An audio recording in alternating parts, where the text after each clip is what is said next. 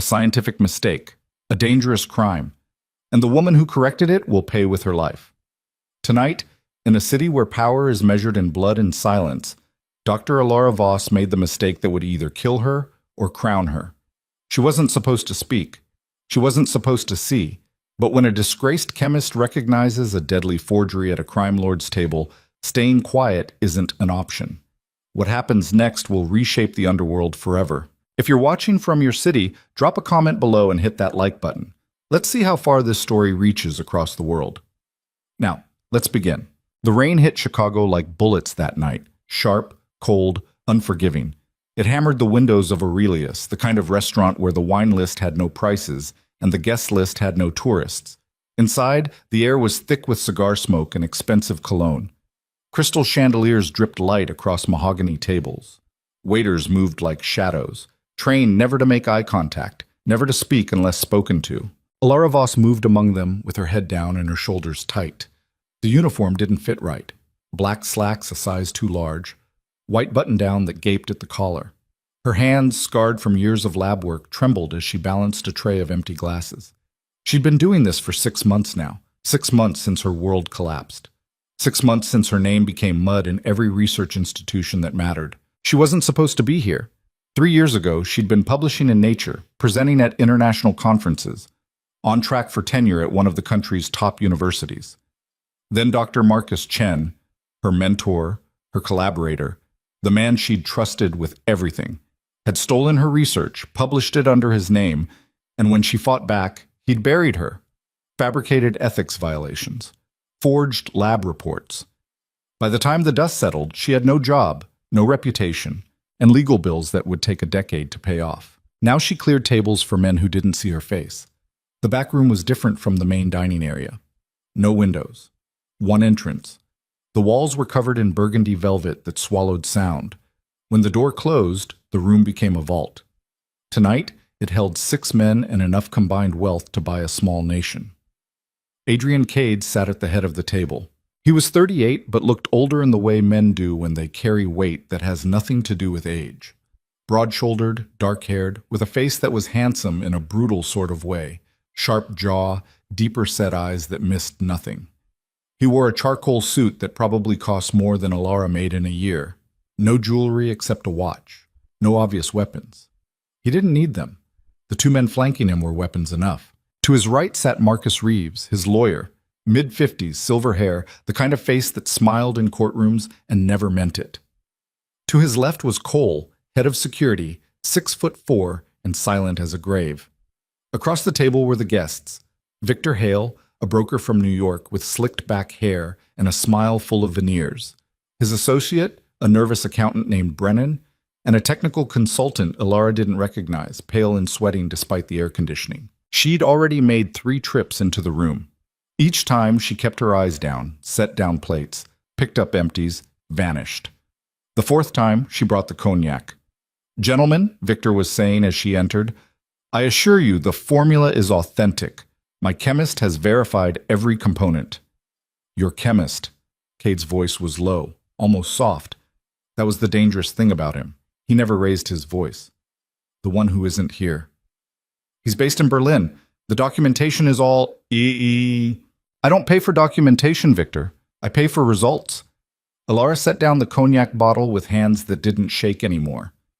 Muscle memory. You learned fast in this job not to spill. She turned to leave. That's when she saw it. The tablet on the table, angled toward Cade. On the screen, a molecular structure. Complex, branching, the kind of compound that took years to synthesize. She'd seen thousands of these, studied them, built them, and this one was wrong. She stopped. It was a small thing, a substituent in the wrong position, a bond angle that didn't make sense.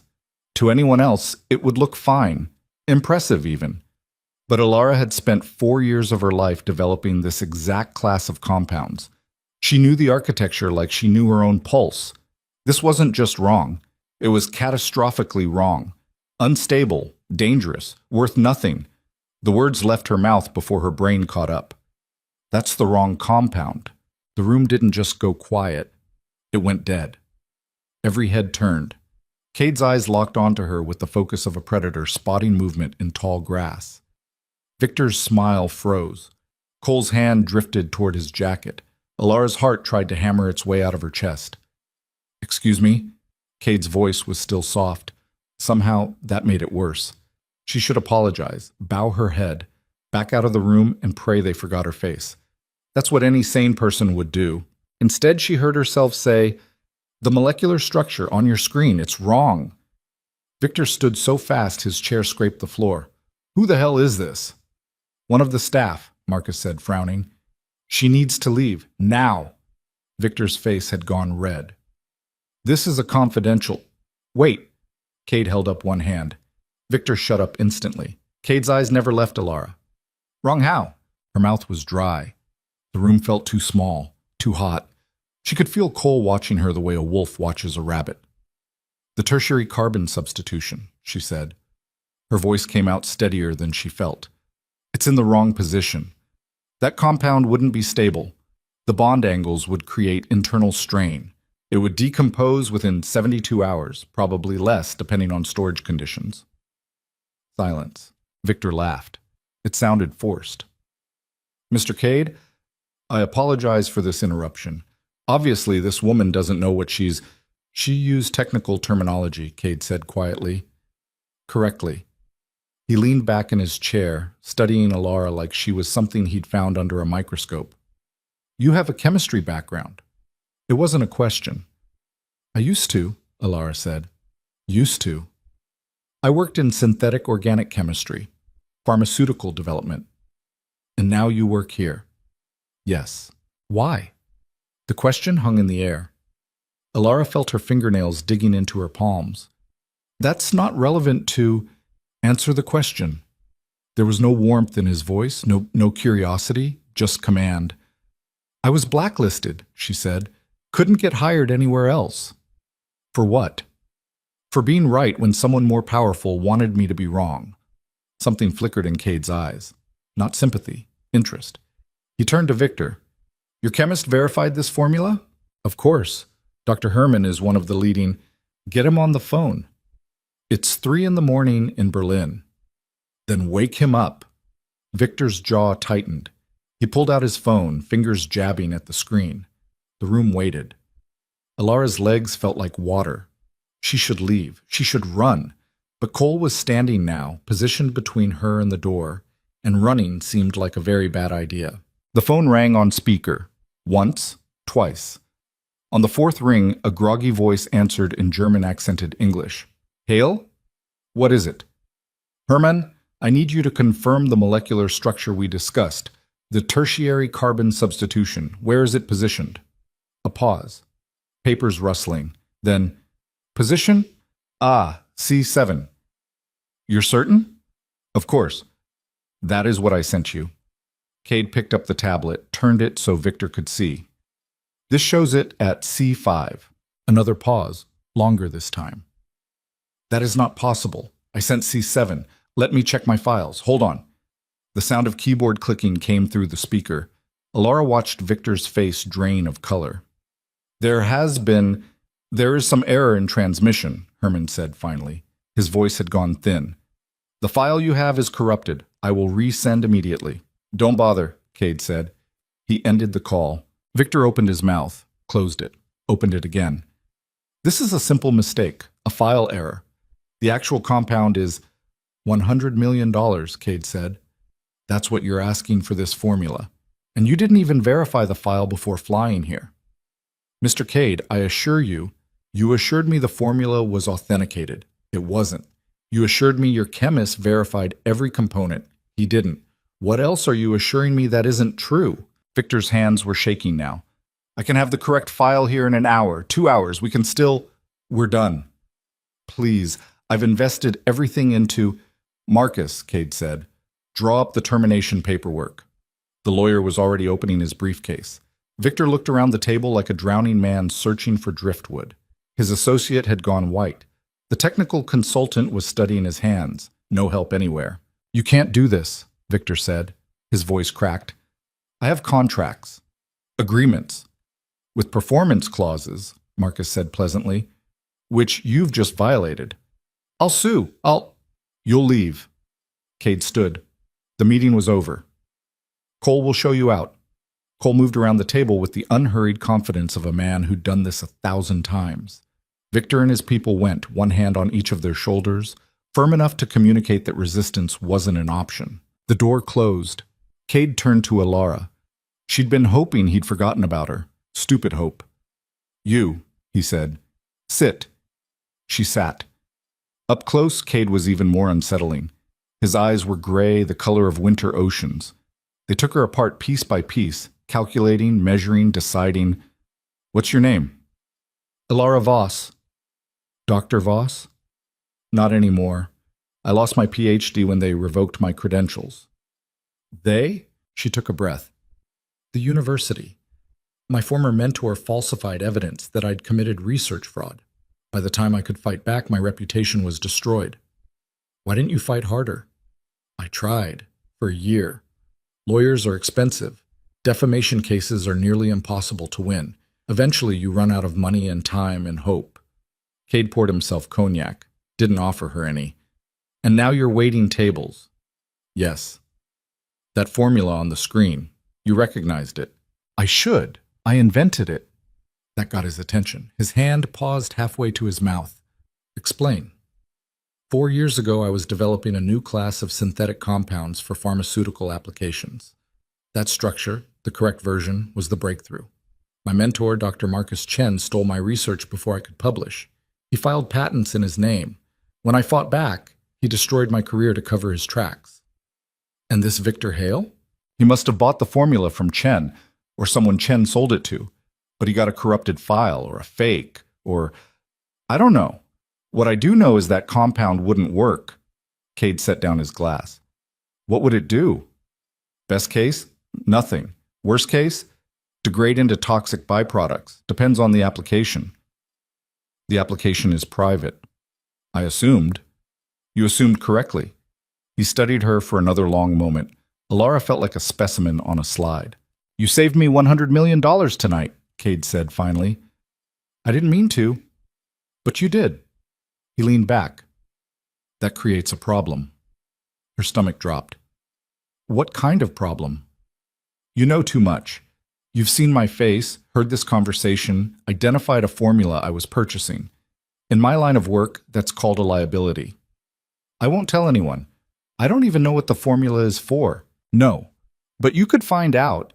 And even if you didn't, Victor Hale now knows someone in this restaurant recognized his fraud. He's not a forgiving man. I didn't give him my name. You think that matters? He saw your face. By tomorrow morning, he'll know who you are, where you live, and how to reach you. Cade's voice was clinical, like he was describing weather patterns. He's lost a fortune because of you. Men like Victor don't let that slide. Fear tasted like copper on her tongue. What are you saying? I'm saying you have two choices. 1. You walk out of here, go home, hope Victor doesn't find you before I clean up this mess. That's a gamble. Maybe you get lucky. Probably you don't. And 2, you work for me. Alara stared at him. Doing what? What you're good at. Chemistry. I need that formula, the real one. You're going to recreate it. I don't have my research. Chen took everything. You built it once. You can build it again. That took 4 years in a fully equipped lab with a research team. I'll give you a lab. Equipment, whatever you need. And if I say no? Cade didn't answer. He didn't have to. The silence said it all. Alara's hands were shaking again. She pressed them flat against her thighs. You're threatening me. I'm offering you protection, a lab, resources. And when this is done, I'll give you something else. What? Revenge. The word hung in the air like smoke. Marcus Chen destroyed your life, Cade said. Took your work, your reputation, your future. How would you like to take it all back? Something hot and vicious uncurled in Alara's chest. You can't touch him. He's protected by the university, by... I can touch anyone. Cade's voice was flat, certain. Give me the formula, and I'll bury Chen so deep he'll forget what sunlight looks like. Your name will be cleared, your work restored. Everything he took from you, you'll get back. It was insane. She should refuse, walk away, go to the police, except the police wouldn't protect her from Victor, and they definitely wouldn't help her against Chen. She'd tried the legal route. It had chewed her up and spit her out. This man, this criminal, was offering her a second chance, a dangerous one, maybe a fatal one. But a chance. "How do I know you'll keep your word?" she asked. "You don't." Cade stood. "But right now, I'm the only friend you have." Friend. The word was laughable, but he wasn't wrong about the rest. "I need time to think." "You have 30 seconds. That's not 25 on." Elara's mind raced. Her apartment was a studio in a bad neighborhood with locks that barely worked. She had $200 in the bank, no family, no friends who'd risk helping her. And somewhere in this city, Victor Hale was making phone calls, and men were getting ready to move. 15. She thought about Marcus Chen's face on the cover of Science Today, about the awards ceremony where he'd thanked his dedicated team without mentioning her name once, about the dean who'd looked her in the eye and said there was nothing they could do, her word against his. 5. Elara took a breath. "Okay." Cade nodded once. "Smart choice." He pulled out his phone, sent a text. "Cole will take you somewhere safe tonight. Tomorrow, we'll set you up properly. Lab, apartment, security. What about my things?" "Already being collected." She blinked. "How did you—" "I had someone check your employee file the moment you corrected me. Your address is on record." He said it like it was obvious, like having people who could mobilize that fast was normal. The door opened. Cole stood there, silent and massive. "One more thing," Cade said. "From this moment on, you're under my protection. That means you're also under my rules. You don't leave the city. You don't contact anyone from your old life. You don't talk to police, reporters, or anyone else without clearing it with me first. You work on the formula and nothing else. Understood?" Elara's throat was tight. "Understood." "Good." He turned back to his tablet. The dismissal was clear. Cole gestured toward the door. Elara stood on legs that didn't feel entirely solid. She followed him out of the velvet room, through the restaurant where waiters still moved like shadows, into the rain-hammered night. A black car waited at the curb. Cole opened the back door. Elara got in. The interior smelled like leather and gun oil. The driver didn't turn around, didn't speak. Cole got in beside her, filling the space with his presence. The car pulled away from Aurelius. Elara watched the city slide past the window, lights blurring in the rain, streets she'd walked 1,000 times, suddenly looking foreign. She'd lived here for 8 years, built a life, lost it, built something smaller, lost that too. Now she was in a car with men she didn't know, heading to a place she'd never been, about to work for someone who operated outside every law that mattered. She should be terrified. She was terrified. But underneath the fear was something else. Something she hadn't felt in 6 months. Purpose. Her hands had stopped shaking. The safe house was a penthouse in the Gold Coast, all windows and hardwood and furniture that looked expensive because it was. Cole led her inside, checked every room with mechanical efficiency, then pointed to the bedroom. "Sleep. Someone will be here at 8 to take you to the lab." "Who?" "Does it matter?" He left. Elara stood in the middle of the living room, alone for the first time since the restaurant. The city glittered below, vast and indifferent. She walked to the window, pressed her forehead against the cold glass. What had she just agreed to? She was going to rebuild her life's work for a crime lord. She was going to help a man who probably hurt people for a living. She was going to become complicit in things she didn't want to imagine. And for what? Revenge? No. For survival. For the chance to prove that everything she'd sacrificed hadn't been for nothing. For the possibility, however slim, that maybe, just maybe, she could take back what was stolen. Elara pulled out her phone. 3 missed calls, all from unknown numbers. She turned it off, removed the battery, dropped both on the couch. Then she went into the bedroom and lay down fully clothed on top of the covers. Sleep didn't come. Instead, she stared at the ceiling and thought about molecular structures, about carbon bonds and synthesis pathways, about the formula that had once been her masterpiece and was now her prison. Somewhere in the city, Victor Hale was hunting. Somewhere else, Marcus Chen was sleeping peacefully in a house built on stolen work. And somewhere close by, Adrian Cade was planning his next move. Alara closed her eyes. Tomorrow, she would become someone new. Tonight, she would mourn who she used to be. Taktan. The knock came at exactly 8 a.m. Alara had been awake for hours, showered in a bathroom stocked with toiletries she didn't recognize, wearing the same clothes from yesterday because nothing else was here yet. She opened the door. A woman stood there. Early 30s, dark hair pulled back, dressed in a black pantsuit that meant business. Sharp eyes that cataloged Alara in 2 seconds flat. Dr. Voss, I'm Nina Cross. Mr. Cade sent me. To do what? Get you set up. Lab, equipment, security protocols. We have a lot to cover. Nina didn't wait for an invitation. She walked in, set a leather portfolio on the dining table, opened it. First, your new phone. She handed over a sleek device. Encrypted. Only 3 numbers programmed in. Mine, Mr. Cade's, and Cole's. Don't call anyone else. Alara took the phone. What about my old one? Already destroyed. You could have asked. No, I couldn't. Nina pulled out a tablet. Second, your apartment. 2 bedrooms, secure building, 15th floor. I'll take you there after we finish at the lab. Where's the lab?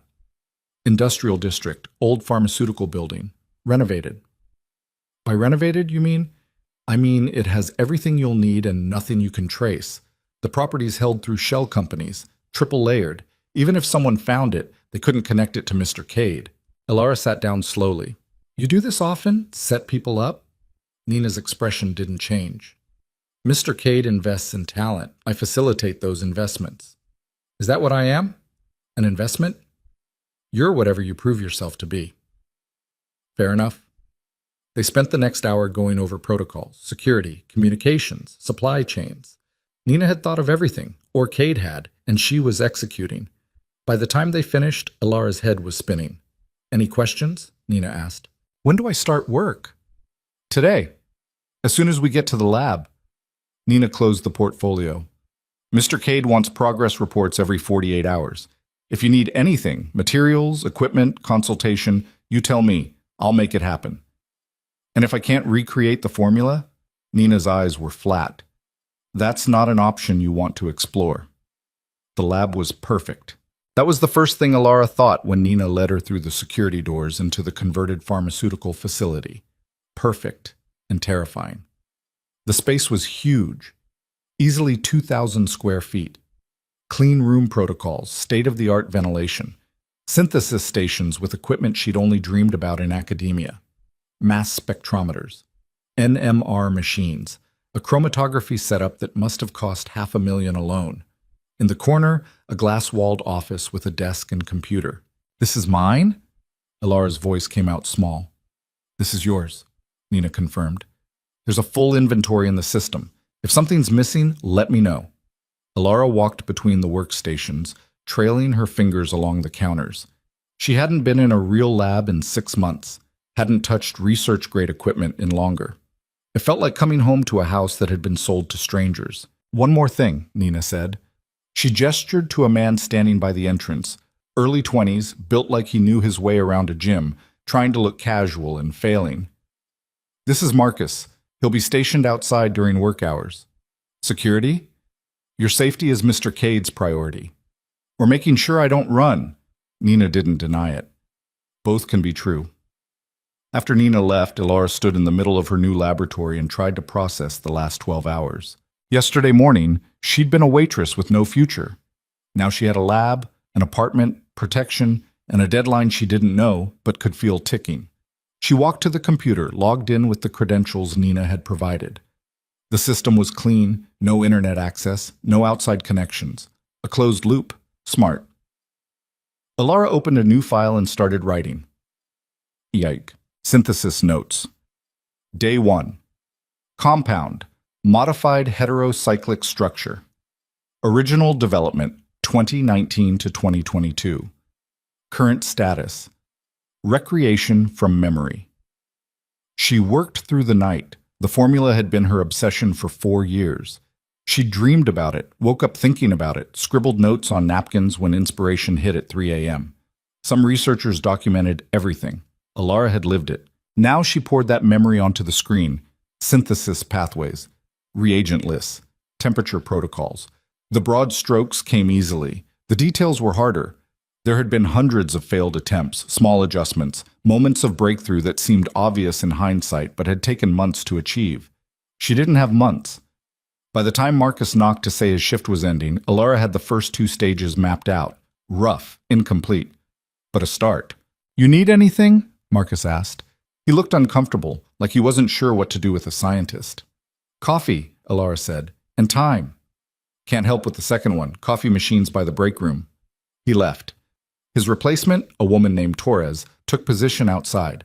Alara made coffee that tasted like battery acid and went back to work.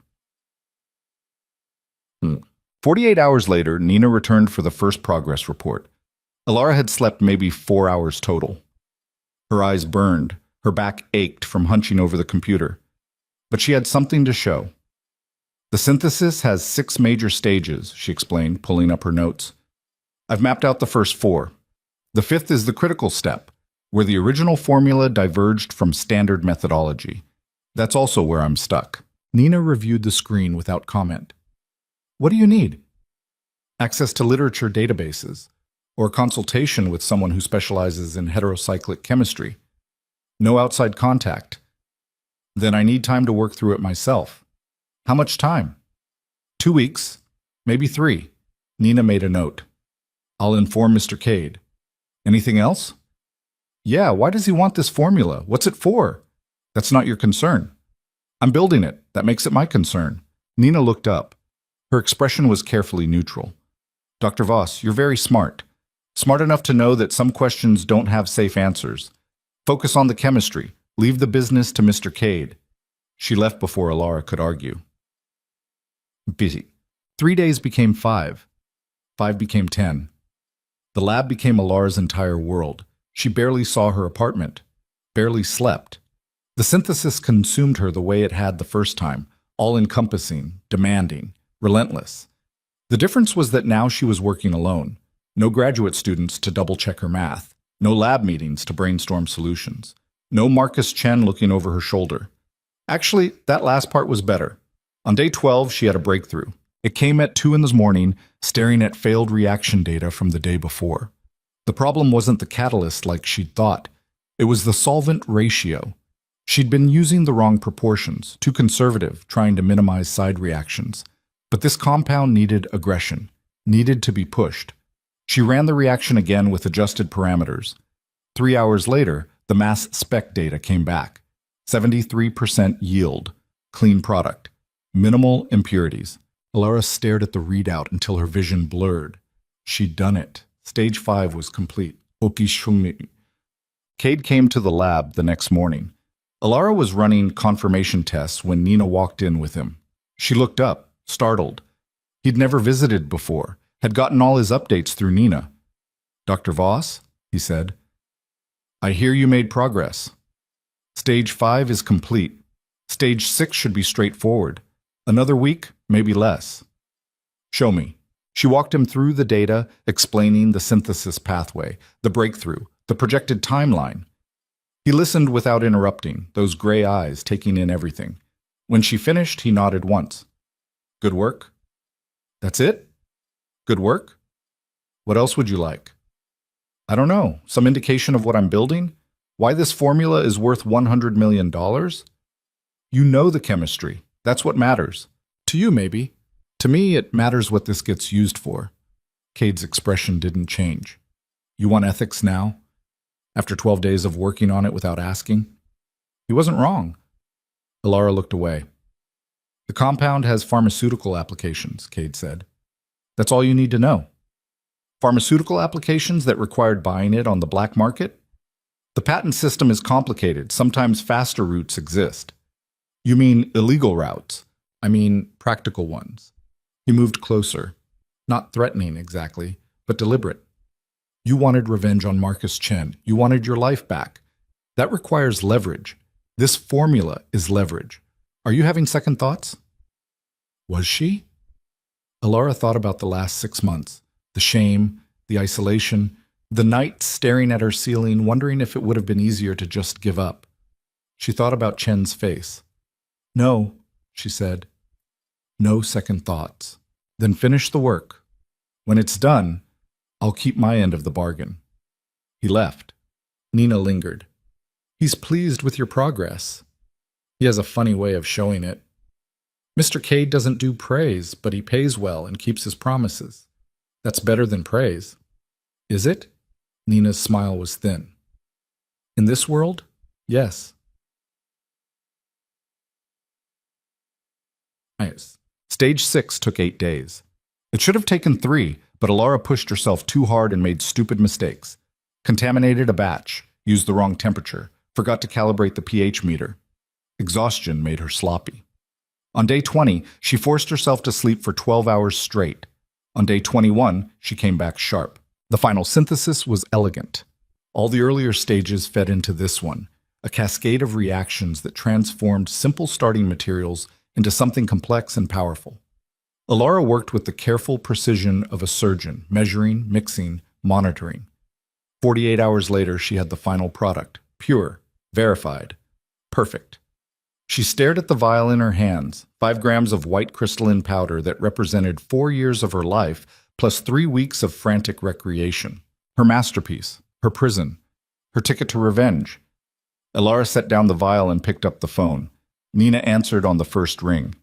"Status? It's done." Cade arrived within the hour. He came alone this time. No Nina, no Cole. Just him in another expensive suit, looking like he'd stepped out of a boardroom rather than whatever criminal enterprise he actually ran. Alara handed him the vial. He held it up to the light, watching the crystals refract. "This is it?" "That's it. I've included full synthesis documentation, spectral data, and purity analysis. Everything you need to reproduce it or verify its authenticity." "You've tested it?" "Against my original standards. It's identical." Cade pocketed the vial. "Excellent work, Dr. Voss." "So now what?" "Now we move to phase 2. Something in his tone made Alara's stomach tighten. "Which is?" "Securing the market. I have buyers lined up, but they'll want verification from the original creator. That's you." "You want me to meet them?" "I want you to prove this formula works. Demonstrate its applications. Answer their technical questions." "I told you, I don't know what it's being used for." "You're about to find out." Cade's smile was slight, cold. "Tomorrow night, formal dinner, potential clients. You'll present the compound, explain its properties, and convince them it's worth their investment." "I'm not a salesperson." "You're a scientist. Sell the science." Alara wanted to argue, but she'd known from the beginning this wasn't just about building a formula. Cade was using her. The only question was how far he'd push. "What if I say no?" she asked quietly. "You won't." "You sound certain." "I am. Because tomorrow night, Marcus Chen will be there." The world tilted. "What?" "He's one of the potential buyers. Apparently, he's been trying to commercialize his version, your version, without success. Something about degradation issues." Cade's eyes glittered. "You'll have a chance to confront him, in front of witnesses, with me backing you." Alara's heart was hammering. "You planned this." "I told you I'd give you revenge. Did you think I was speaking hypothetically?" She didn't know what to think. Her mind was spinning, anger and anticipation and fear all tangling together. "Where's this dinner?" "The Blackwell Hotel, private dining room. 8 p.m. Nina will bring you appropriate attire." "And Chen, does he know I'll be there?" "Not yet. That's part of the surprise." Cade moved toward the door, then paused. "One more thing. Victor Hale will also be attending." Alara's blood went cold. "The man who wanted to kill me?" "He's since learned you're under my protection. But yes, he'll be there. And he'll be watching." Cade's voice was calm, almost conversational.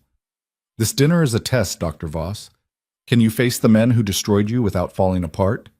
Can you present your work with confidence? Can you prove you're more than just a chemist? You're an asset. And if I fail, then I've misjudged you." He left her standing in the lab, alone with her thoughts and the terrible understanding that tomorrow night everything would change. Either she would reclaim her life, or lose what little remained of it. Alara looked at the empty space where the vial had been. 21 days ago, she'd been serving drinks. Now she was walking into a room full of predators with nothing but her knowledge and a crime lord's promise. She should be terrified. She was terrified. But underneath the fear was something harder, sharper. Marcus Chen had taken everything from her. Tomorrow night, she was going to take it all back, or die trying. The dress Nina brought was black silk, cut to intimidate rather than seduce. Clean lines. No jewelry except small diamond studs that probably cost more than Alara's entire wardrobe from her previous life. Heels that added 3 inches and made her calves ache after 5 minutes. "You look the part," Nina said, circling her like a designer inspecting a mannequin. "What part is that?" "Someone who belongs in that room." Alara studied herself in the mirror. The woman staring back looked polished, controlled, nothing like the terrified waitress who'd corrected a crime lord 3 weeks ago. The transformation was surface deep, though. Underneath the silk, her heart was trying to punch through her ribs. "Tell me about the room," she said. "Who else will be there besides Chen and Hale?" Nina pulled out her tablet. 6 buyers total. Chen, you know. Hale, you know. The others? Dmitry Volkov, Russian pharmaceutical entrepreneur with ties to Eastern European distribution networks. Senator Patricia Gaines, invested in biotech through shell companies. Dr. Yuki Tanaka, independent researcher with connections to Asian markets. And Matteo Rizzo. The way Nina said that last name made Alara look up. Who's Rizzo? The reason this dinner matters.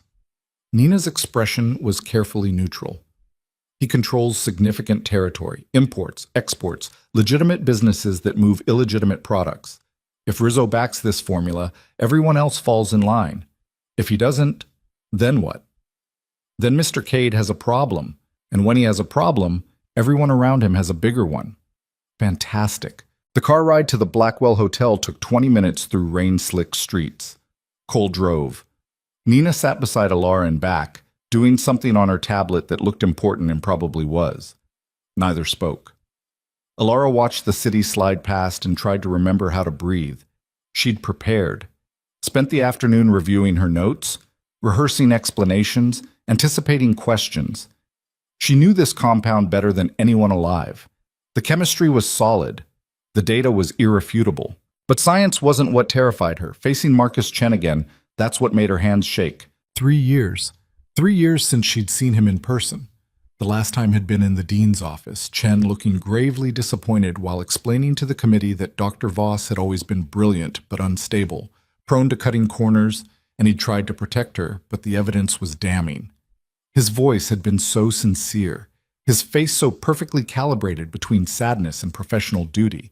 She'd wanted to kill him then. The feeling hadn't diminished. "We're here," Cole said. The Blackwell Hotel rose above them, old money architecture, the kind of building that had hosted presidents and criminals with equal discretion. Doormen in crisp uniforms, marble steps leading to brass doors that probably weighed more than Alara. They entered through a side entrance. No lobby, no witnesses. A private elevator took them to the 8th floor. The hallway was empty except for 2 men in dark suits stationed outside ornate double doors. Cade's people. One of them nodded to Nina, opened the door. The dining room beyond was smaller than Alara expected. Intimate. A single long table set for 8, crystal glasses catching candlelight, the kind of place where deals got made and bodies got buried, sometimes metaphorically, sometimes not. 6 people were already seated.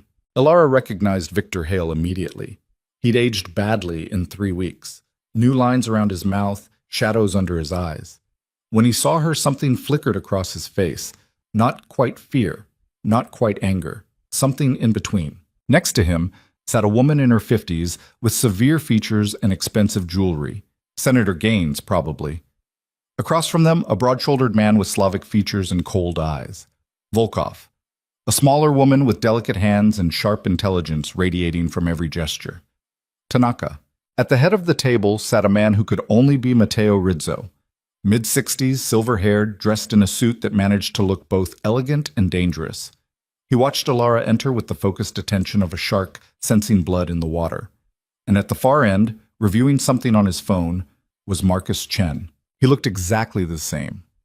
Same styled hair, same designer glasses, same aura of comfortable success. 52 years old and wearing it well. No stress lines, no guilt shadows. Why would there be? In his version of events, he was the victim of a disturbed former student's accusations. He glanced up as Alara entered. For one perfect second, every drop of blood drained from his face. What? His voice cracked. He cleared his throat, tried again. What is she doing here? Good evening, Marcus, Cade said, appearing behind Alara like a shadow-given form. Allow me to introduce Dr. Alara Voss, the actual creator of the formula you've been trying to sell. The room went silent. Chen stood so fast his chair scraped. This is absurd. That woman was discredited years ago. She's a fraud, Careful, Cade said softly. You're in my house now. Choose your words with precision. Chen's jaw worked. He looked around the table, searching for support. Found none. Senator Gaines was watching with narrow-eyed interest. Volkov looked amused. Tanaka had gone very still. Rizzo simply waited, expression unreadable. Hale broke the silence. Mr. Cade, I was told this meeting would be conducted professionally. Having this woman here is necessary, Cade finished. Sit down, Victor, both of you. Something in his voice made it not a suggestion. Chen sat. Hale sat. Cade pulled out a chair for Alara. She took it, grateful her legs still worked. He settled beside her, perfectly relaxed. Nina and Cole took positions by the door. Gentlemen? Ladies? Cade addressed the table. Thank you for coming. I've brought you here to discuss an opportunity. A compound with significant pharmaceutical applications. But before we talk business, let's clear the air. He gestured to Alara. Dr. Voss will explain the compound's history. Pay attention. There will be questions after. All eyes turned to her. Alara's mouth was dry. She reached for the water glass, took a sip, set it down with a hand that only shook a little. The compound in question, she began, is a modified heterocyclic structure I developed between 2019 and 2022 as part of my doctoral and postdoctoral research. The synthesis involves 6 major stages and produces a molecule with unique properties that I'll detail shortly. In early 2023, my research supervisor, Dr. Marcus Chen, filed patents for this work under his own name, claiming sole authorship. That's a lie, Chen said. His voice was tight. The synthesis was collaborative work. Dr. Voss was part of my team, but the breakthrough methodology was mine. Really? Alara turned to face him directly for the first time. God, it felt good. Then explain the stereochemistry of the stage 5 intermediate, the specific catalytic mechanism. Chen's face went red. I don't need to justify my work to you. Can't or won't. This is ridiculous. I have documentation, patents, published papers. You have my documentation, my patents, my papers with your name on them. Alara's voice was steady now, anger burning away the fear. You couldn't synthesize this compound if your life depended on it. That's why you've been selling degraded versions. That's why Victor's formula was corrupted. You never understood the chemistry. You just stole the results. Prove it, Chen spat. Gladly. Alara pulled out a tablet Nina had provided. Here's the original synthesis pathway I developed. Note the stage 5 modification, a novel catalytic approach using a palladium complex with a chiral ligand. This methodology isn't published anywhere. It's not in your patents. It exists only in my original lab notebooks, which you never saw because I kept them separate after I started suspecting you were plagiarizing my work. She brought up spectral data, synthesis timelines, handwritten notes dated 2 years before Chen's patent filing. This is fabricated, Chen said, but his voice lacked conviction. Senator Gaines leaned forward. Dr. Chen, I've funded your research for 18 months. Are you telling me the compound you promised doesn't work? It works. The formula is sound. Then why? Volkov rumbled in accented English. Have 3 separate production attempts failed? Why does product degrade within weeks? Chen's hands clenched. Manufacturing issues. Purity standards. These things take time to... Bullshit, Hale said. The word came out bitter. I lost everything because your formula was garbage. Months of negotiations, millions in prep costs, and you sold me a compound that didn't even match your own documentation. That wasn't my fault. The file transfer must have corrupted, or you never had the real formula to begin with, Tanaka said quietly. Her voice was soft but sharp. Because Dr. Voss is telling the truth. Rizzo had remained silent through all of this, watching with those shark eyes. Now he spoke. Dr. Voss, you can reproduce this compound? The correct version? I already have. Alara nodded to Cade. He produced the vial, set it on the table. The crystals caught candlelight like tiny diamonds. 5 grams of pure product, Cade said, synthesized in 3 weeks from memory. Full documentation included. Stability tested. Verified against original standards. This is what you all thought you were buying from Dr. Chen. This is what you're actually buying from me. Rizzo reached for the vial, examined it, set it down. And Dr. Voss, where does she fit in this arrangement? She's my partner in this venture. Partner. The word sent a chill down Alara's spine. She wasn't Cade's partner. She was his asset, his tool. But in this room, at this moment, the lie served them both. Chen looked like he might vomit. You can't do this. I have legal rights. Patents that will be challenged, Senator Gaines said coldly. If even half of what Dr. Voss claims is true, you've committed fraud on a massive scale. I'll personally ensure the USPTO reviews every patent you've filed. The academic community will also be interested, Tanaka added. Research misconduct, plagiarism. The university will have no choice but to investigate. Chen's face went from red to white. You don't understand. I built my career, my reputation. I can't. You built it on stolen work, Alara said. Her voice was hard. My work, and now everyone knows. The look Chen gave her was pure hatred. For 3 years she'd imagined this moment, confronting him, exposing him, watching his perfect facade crack. The reality was better than any fantasy. Mr. Cade, Rizzo said, the compound's applications. You mentioned pharmaceutical? Among others, Cade gestured to Alara. Dr. Voss will explain. This was it. The sales pitch. The moment where she proved her value or lost everything. Alara took a breath. The compound has 3 primary applications, she began. First, as a precursor for advanced analgesics. The molecular structure allows for modifications that could produce painkillers significantly more effective than current options with reduced addiction potential. Second, as a base for neurological treatments. The heterocyclic framework crosses the blood-brain barrier efficiently, making it ideal for delivering therapeutic agents to neural tissue. Third, she paused. This was the dangerous part. Third, it can be modified to produce compounds with performance-enhancing properties. Cognitive enhancement, endurance, reaction time. Military applications, Volkov said. Not a question. Potentially. Athletic performance, Senator Gaines added, eyes glittering. Competitive advantages. Also potentially. Black market value, Rizzo said softly, would be extraordinary. Cade smiled. Now you understand the opportunity. The conversation shifted then, becoming a negotiation.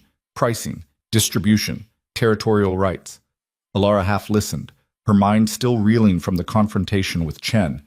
He sat at the far end of the table, silent now, looking smaller somehow, diminished. She destroyed him. The thought should have felt triumphant. Instead, it felt hollow. Dr. Voss? Rizzo's voice cut through her thoughts. A question. She focused. Yes? This compound, can it be reproduced without you? The question hung in the air, sharp as a blade. Alara glanced at Cade. His expression gave nothing away. The synthesis is complex, she said carefully. The full documentation exists, but the critical stages require expertise. Someone with advanced training could potentially reproduce it, but it would take time and significant trial and error. That's not what I asked. No, Alara admitted. With the complete documentation and sufficient skill, it can be reproduced without me. Then why do you need her alive? The room went cold. Cade's smile didn't waver. Because Dr. Voss isn't just a chemist. She's a developer. This compound is Generation 1. She's already designing Generation 2, improved stability, enhanced properties, new applications. Killing the goose that lays golden eggs would be short-sighted.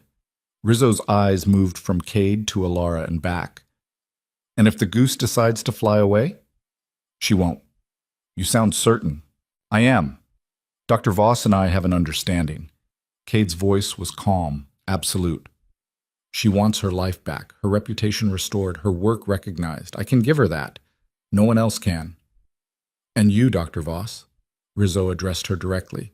Is this what you want? Partnership with a man like Adrian Cade? Alara felt everyone watching her. This was a test. Not of chemistry, but of loyalty, of commitment. She thought about her studio apartment with the broken lock, the collection notices, the nights crying herself to sleep, the applications to universities that never responded, the slow, grinding erasure of everything she'd worked for. She thought about Marcus Chen's face when she'd exposed him. "Yes," she said, "this is what I want." Rizzo nodded slowly.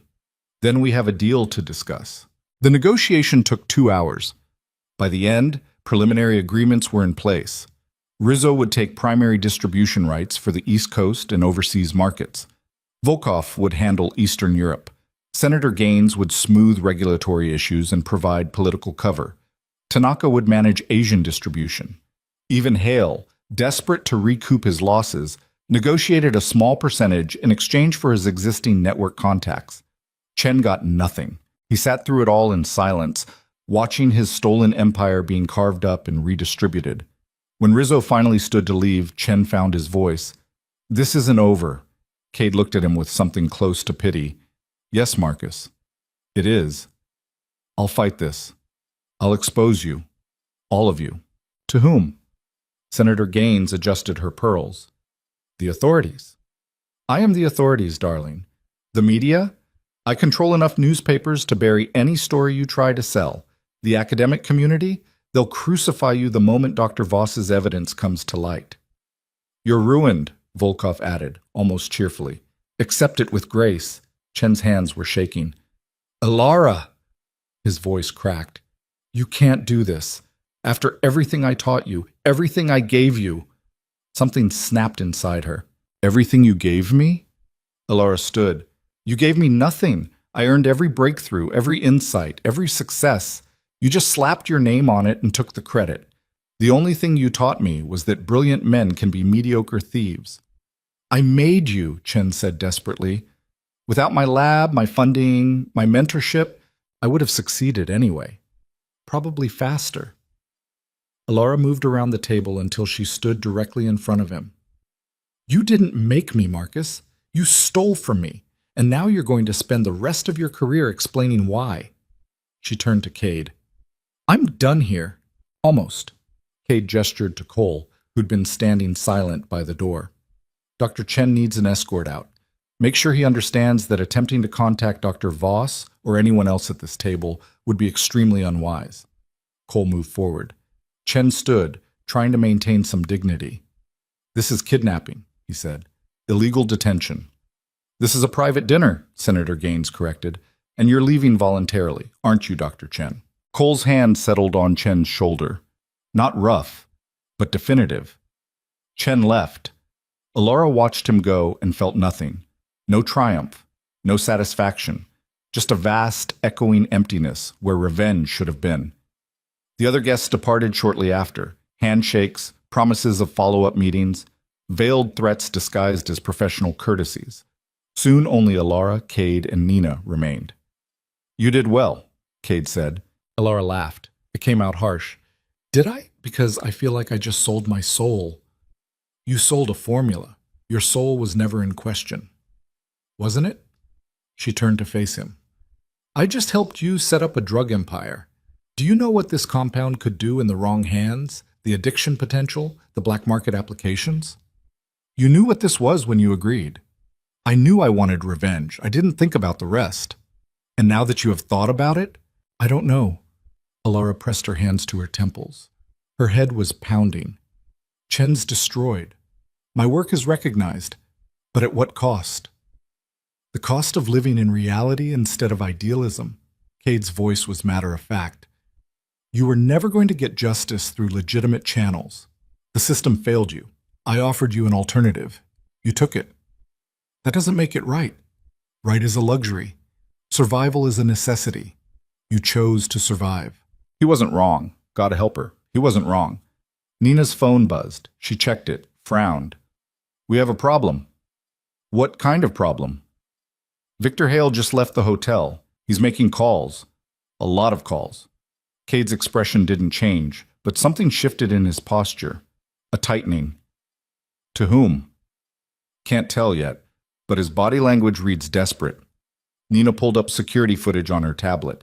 Hale on the street, phone pressed to his ear, gesturing frantically. He's scared. Of what? Of being cut out. He negotiated a small percentage, but it's nothing compared to what he lost. Men like Hale don't accept diminishment well. Cade watched the footage for a long moment. Then, put surveillance on him. Full coverage. I want to know everyone he contacts. Already done. Good. He turned to Alara. You should go home. Rest. Tomorrow we start production planning. Just like that? We're moving forward? Did you think this was the end? Tonight was a beginning. The real work starts now. Alara felt exhaustion settling into her bones. And if I want out? Do you? That was the question, wasn't it? Did she want out? Could she even get out at this point? She'd crossed too many lines, burned too many bridges. Going to the authorities would implicate herself. Going back to academia was impossible. Chen might be ruined, but she'd tied herself to a criminal enterprise. Forward was the only direction left. No, she said quietly. I don't want out. Cade nodded. Then get some rest. Nina will take you home. The apartment felt too quiet when Alara finally got there. She'd been living here for 2 weeks, but hadn't really settled in. Boxes still unpacked, furniture arranged but not personalized. It was a holding cell, not a home. She poured herself whiskey from a bottle she didn't remember buying. Probably Nina had stocked the place. Probably everything here was provided by Cade, chosen by his people, monitored by his security. She owned nothing anymore. The thought should have terrified her. Instead, it was almost liberating. Alara stood at the window, whiskey in hand, watching the city lights blur through rain. Somewhere out there, Marcus Chen was realizing his career was over. Victor Hale was making desperate phone calls. Senator Gaines and Dmitry Volkov and Yuki Tanaka were planning how to monetize her work. And Adrian Cade was orchestrating all of it with the calm precision of a chess master moving pieces. She was one of those pieces now. The realization settled over her like a shroud. Her phone buzzed, the encrypted one. A message from Nina. Sleep. Tomorrow gets complicated. Alara finished her whiskey and went to bed. Tomorrow did get complicated. It started at 6 a.m. with Nina pounding on her door. Up, now. We have a situation. Alara stumbled to the door in yesterday's clothes. She'd barely slept, nightmares about Chen's face and Rizzo's shark eyes chasing her through shallow unconsciousness. Nina pushed past her, tablet already out. Victor Hale made contact with someone. We don't know who yet, but the encryption on the calls was military grade, professional. Meaning? Meaning he's not just making business calls. He's planning something. Alara's stomach dropped. Like what? Retaliation, sabotage, we're not sure. But Cade wants you in a secure location until we figure it out. I'm already in a secure location. More secure. Nina was typing as she talked. Cole's on his way. Pack light. You might be gone for a few days. Gone where? Somewhere Victor can't reach you. 20 minutes later, Alara was in another car with Cole, heading out of the city. The rain had stopped, leaving everything gray and wet. Cole drove in silence, taking roads that got progressively more rural, more isolated. Where are we going? Alara asked. Safe house, 2 hours north. For how long? Until it's safe. Helpful. They drove through small towns that looked forgotten, past farms and forests, deeper into country that felt removed from civilization. Finally, they turned onto a private road that wound through dense trees.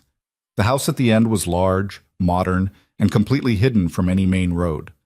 Glass and steel and security that probably cost more than the structure itself. Inside it was sterile, functional. A place to hide, not to live. Kitchen's stocked, Cole said. Internet's disabled. Phone only works for the 3 program numbers. Don't go outside, don't open doors for anyone but me or Nina. What if there's an emergency? Then call me. He left. Alara stood in the middle of the empty house and tried not to feel like a prisoner. 3 days passed. 3 days of isolation, 3 days of pacing, 3 days of her mind racing through scenarios, each worse than the last. Nina called twice with updates that weren't really updates. Still monitoring Hale. No movement yet. Sit tight, like she had any choice. On the 4th day, Cole came back. But he wasn't alone. Two other men got out of the car with him, both armed, both moving with the coiled efficiency of professionals. Something was wrong. What's happening? Alara met them at the door. Change of plans, Cole said. You're coming back to the city. Why? I thought Hale made his move. Cade wants you where he can protect you directly. That didn't make sense. This place was designed for protection. Bringing her back into the city, into the open, seemed like the opposite of safe. Unless safety wasn't the point anymore. Tell me what happened, Alara demanded. Cole exchanged glances with the other two men.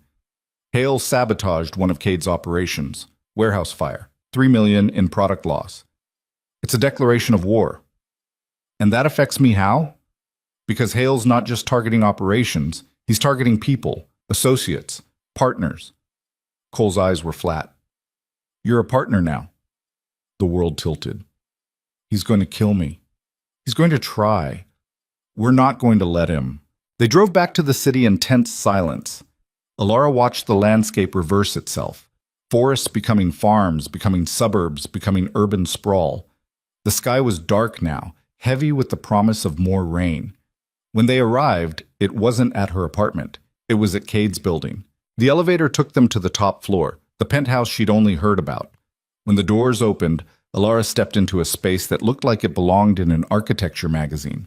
Floor-to-ceiling windows overlooking the city, minimalist furniture, art that was probably worth millions. And Cade, standing by the windows, phone to his ear. He ended the call when he saw her. Dr. Voss, I apologize for the disruption. Disruption, Alara laughed without humor. That's one word for it. Victor Hale has become a problem. So I've heard. What are you going to do about it? Eliminate him. The casual way he said it, like discussing weather or traffic, sent ice down her spine. You're going to kill him. I'm going to remove a threat to my operations and my people. You're one of my people now. I didn't sign up for this. You signed up the moment you corrected that formula. Cade moved closer. You knew what I was, what this world was. Don't pretend innocence now. He was right. God damn him. He was right. What do you need from me? Alara asked. Stay here. Stay safe. Let me handle Victor. And then what? Then we move forward. Production, distribution, everything we planned. With bodies in our wake. Cade's expression didn't change. The cost of doing business. A sound interrupted them. Nina's voice from across the room, sharp with urgency. We have a bigger problem. Everyone turned. Nina had her tablet up, face pale. Victor didn't just sabotage the warehouse. He made a deal. With whom? Cade's voice went cold. Matteo Rizzo. Silence dropped like a guillotine. That's impossible, Cade said. Rizzo signed our agreement. He has no reason to... Hale offered him something better. Full formula rights, exclusive distribution. And he told Rizzo that you're planning to cut him out once production scales up. That's a lie. Rizzo doesn't know that. And Hale has documentation, forged, obviously, but convincing, enough to make Rizzo suspicious. Cade's jaw tightened. When did this happen? 2 hours ago. Rizzo's people reached out for a meeting. Tonight. Says he wants to renegotiate terms. It's a trap. Probably. But if you don't go, it confirms Hale's story. Rizzo will assume you were planning to betray him and act accordingly. Alara watched Cade's face. For the first time since she'd met him, he looked uncertain. Not afraid? Men like Cade didn't do fear the way normal people did. But calculating. Running scenarios, trying to find a path that didn't end in blood. What do you need? She asked. Cade looked at her. What? I said, what do you need? You're running scenarios. What's the variable you're missing? Proof that Hale's lying. Something concrete that demonstrates I had no intention of cutting Rizzo out. Do you have that? Not readily accessible. Alara's mind raced. Chemistry, not strategy, was her domain. But chemistry was strategy, in a way. Reactions, balances, catalysts that shifted entire systems. Then create it, she said. Create proof? Create incentive. Give Rizzo something so valuable he can't afford to believe Hale. Something only I can provide. Something that makes me, and by extension, you, indispensable. Cade studied her. You have an idea. Generation 2. I told Rizzo I was developing it. What if I actually have? What if tonight, instead of defending yourself against Hale's lies, you present Rizzo with the next evolution? Improved stability, enhanced properties, something that makes the original formula look like a prototype. Do you have Generation 2? Not yet, but I can fake enough to be convincing. Spectral data, synthesis outlines, enough scientific material to demonstrate serious progress. That's fraud. That's survival. Your word, not mine. Nina was already shaking her head. It's too risky. If Rizzo calls the bluff, then we have bigger problems than fraud, Ilara interrupted. If he believes Hale, you're already finished. This is a gamble, but it's one that plays to your strengths. Give him greed. Give him vision. Give him a reason to stay loyal. Cade was silent for a long moment. Then he smiled. It wasn't a warm smile. You're learning, he said. All right, we do it your way. How much time do you need? 3 hours, maybe 4. I'll need access to my lab files and design software. Done. Nina, set her up. Cole, prep for tonight. Full security detail. Everyone moved at once. Ilara was led to a home office with equipment that made her own setup look primitive. Nina transferred files. Ilara opened synthesis software and started building. She'd told the truth. She had been thinking about Generation 2. Improvements, modifications. But thinking wasn't the same as developing, and developing wasn't the same as completing. What she was about to do was construct a beautiful lie wrapped in enough truth to be seductive. She worked with desperate speed. The foundation was real, genuine chemical theory, plausible reaction pathways. The specifics were invention, data extrapolated from hypotheticals, structures designed to look revolutionary without being testable in the time frame Rizzo would have. It was the kind of thing Chen used to do. Sell vision before validation, promise results that existed only on paper. The irony wasn't lost on her. 4 hours later, she had a presentation that would convince anyone who wasn't a world-class chemist. And even most of them would be fooled at first glance. She found Cade in his office, preparing for the meeting. It's done, she said. He reviewed her work without comment. When he finished, he looked up. This could work. Or it could get us both killed. Yes. You're very calm about that possibility. I've been in worse situations. Have you? Not recently. He closed the laptop. But the principle stands. Risk is inherent. Management is the skill. Is that what you call this? Management? What would you call it? Ilara didn't have an answer. The meeting was set for midnight at a neutral location, a restaurant Rizzo owned, closed to the public for the occasion. Cade wanted Ilara there to present the Generation 2 material herself. It'll be more convincing coming from you, he said, or it'll make me a target. You're already a target. This way, you're a valuable one.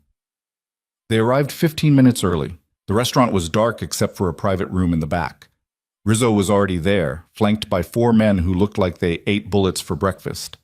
Senator Gaines sat to his right, Volkov to his left, and across from them, smiling like a man holding royal flush, was Victor Hale. Adrian, Rizzo said. Dr. Voss, please sit.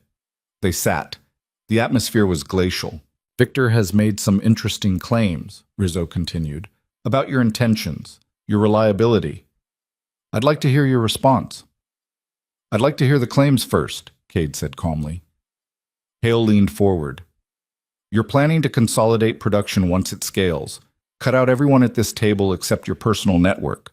The formula gives you leverage and you intend to use it. Based on what evidence? Documents? Communications? Testimony from your own people. Forged, I assume. Authenticated, actually. Cade didn't blink. By whom? Sources I trust more than I trust you. Then we have a problem of credibility. No, Rizzo said quietly. We have a problem of trust. Victor's accusations are serious. If true, they represent a fundamental breach of our agreement. If false, they represent his desperation. Either way, I need certainty. This was it, the moment. Ilara spoke before Cade could. Mr. Rizzo, may I? He gestured permission. Victor's right about one thing, Ilara said. The formula does give us leverage, but he's wrong about the application. We're not using it to cut you out. We're using it to expand the opportunity. She opened her laptop, turned it so everyone could see. Generation 2, enhanced molecular structure, 3 times the stability of the original compound, broader application range, higher margins, and, she met Rizzo's eyes, exclusive access for partners who demonstrate loyalty. She walked them through the presentation.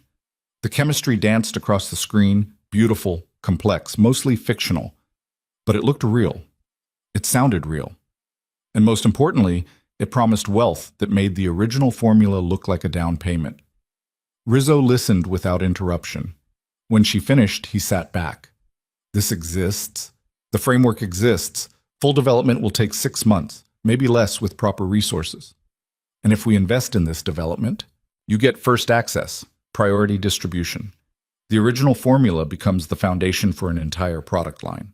Assuming it works, it will work. The chemistry is sound. Rizzo looked at Hale. Your thoughts, Victor? Hale's face had gone rigid. This is smoke and mirrors. She can't possibly have developed this in... Can I? Alara challenged. I developed the original compound in 4 years while managing graduate students and fighting with Chen over credit. Now I have unlimited resources, no bureaucratic oversight, and serious motivation. 6 months is generous. She's lying. Prove it. Hale opened his mouth, closed it. He had no proof because there was nothing to disprove, yet. By the time anyone could verify whether Generation 2 was real, she'd either have delivered it or be dead. Either way, the immediate crisis would be resolved. Rizzo studied Alara with those shark eyes. You're very confident, Dr. Voss. I'm very good, Mr. Rizzo. And very committed to Mr. Cade's organization. I'm committed to my work. Mr. Cade provides the resources for that work. It's a mutually beneficial relationship. Touching, Rizzo's voice was dry. He turned to Hale. Victor, you've made serious accusations without sufficient evidence. You've attempted to manipulate me against a partner who's just presented a compelling expansion opportunity. That's either desperation or stupidity. Neither inspires confidence. Hale went pale. I have proof. The documents are worthless without corroboration. And Dr. Voss's presentation suggests that Adrian's interests align with mine, not against them. She could be lying. She could be. But why would she? If Adrian planned to betray me, presenting this expansion would be counterproductive. It creates more interdependence, not less. The logic was sound. Alara had counted on that. Rizzo was a businessman before he was a criminal. He responded to incentives, not paranoia. Hale was losing, and men who are losing do desperate things. You're all fools, he spat, standing. You're trusting a man who'll cut your throats the first chance he gets. And her, she's just his puppet, his... The sound of a gun cocking stopped him mid-sentence. One of Rizzo's men had drawn a weapon, casual, almost bored. Sit down, Victor, Rizzo said softly. Hale sat. Adrian, Rizzo continued, I'm willing to proceed with our original agreement, with modifications to include this Generation 2 development. We'll structure incremental investments tied to milestone achievements. Fair? Very fair, Cade said. Excellent. Rizzo stood. Then we're done here. Victor, you and I will discuss your future separately. The tone made it clear what separately meant. Hale's face collapsed. Wait, please. I can explain. I'm sure you can. Let's find somewhere quiet for that conversation. Rizzo's men moved around Hale like water around a stone. He was escorted out, protesting weakly. When they were gone, Rizzo turned to Alara. Impressive performance, Dr. Voss. Thank you. Was any of it true? Alara met his eyes. Some of it. Which parts? The parts that matter. Rizzo smiled. It didn't reach his eyes. You're dangerous. I like that. But understand something. If you've lied to me tonight, if this Generation 2 doesn't materialize, I will hold both of you accountable. Personally. Understood, Cade said. Good. Rizzo headed for the door, then paused. Oh, and Adrian? If you do ever plan to betray me, at least have the courtesy to make it interesting. He left. Alara exhaled for what felt like the first time in an hour. Well, she said. That happened. Cade was already on his phone, texting instructions to Nina and Cole. You did well. I just committed us to developing something that doesn't exist. Then you'd better make it exist. In 6 months. You said it was possible. I said the chemistry was sound. That's not the same as possible. Cade pocketed his phone, looked at her directly. You'll figure it out. You always do. What makes you so sure? Because you're like me. You don't accept failure. You find another path, another angle, another solution. It's why you survived Chen. It's why you'll survive this. Alara wanted to argue, wanted to point out all the ways she was nothing like him, but exhaustion was setting in, adrenaline fading, and she wasn't sure the distinction mattered anymore. What happens to Hale? She asked. That's Rizzo's concern now. You know what Rizzo's going to do. Yes. Doesn't that bother you? Should it? Victor made his choices. He chose sabotage, betrayal. He gambled and lost. He's going to die because of a lie I told. Cade's expression was unreadable. He was going to die regardless. Your lie just determined the timeline. They drove back to Cade's building in silence. The city was empty at this hour, streets wet from earlier rain, reflecting neon and streetlights in fractured patterns. When they arrived, Alara didn't get out immediately. I can't stay at the penthouse forever, she said. Why not? Because it's not my home. Home is wherever you're safe. That's not what home means. Cade turned to look at her. What do you want, Dr. Voss? Really? I want my life back. Which life? The one where you were brilliant but invisible, breaking your back for institutions that would replace you without a second thought, or something different? I don't know anymore. Then figure it out. Because you're at a crossroads. You can be Chen's victim forever, brilliant, bitter, and ultimately forgotten. Or you can be something else, something that history will remember. As what? A criminal? As a survivor. As someone who refused to stay broken. Alara looked out at the city. At what cost? Every choice has a cost. The question is whether the price is worth the prize. She didn't have an answer. They rode the elevator up in silence. When the doors opened to the penthouse, Nina was waiting. Rizzo's confirmed, she said. Full partnership. Hale's been removed from consideration. Permanently? Alara asked, though she already knew. Nina's expression was carefully blank. Victor Hale is no longer a concern. Alara felt something twist in her chest. Not grief. She'd barely known Hale, and he'd tried to have her killed. But something. The weight of a life ended because she'd been convincing enough with a PowerPoint presentation. Get some rest, Cade said. Tomorrow we start production planning for real. You have 6 months to turn that fiction into fact. And if I can't, you will. He said it with such certainty. Like failure wasn't an option, like reality would bend to accommodate his expectations. Maybe it would. Alara went to the guest room Nina had prepared, lay down on sheets that probably cost more than her monthly salary used to be, stared at a ceiling that was too high, too far away. She'd won. Chen was destroyed. Hale was dead. Rizzo was on board. The formula was hers again, her work recognized, her brilliance undeniable. So why did victory taste like ashes? Her phone buzzed. A message from an unknown number. You've made powerful friends and powerful enemies. Watch your back. Alara's blood went cold. She showed the message to Nina, who'd been doing security sweeps. Trace it, Nina said immediately, already working. 5 minutes later. Burner phone. Already destroyed. Sent from downtown, but that could mean anything. Who would send this? Someone with access to your new number. Someone who knows where you are. Someone inside the organization or very close to it. Alara felt the walls closing in. She wasn't just caught between Cade and his enemies anymore.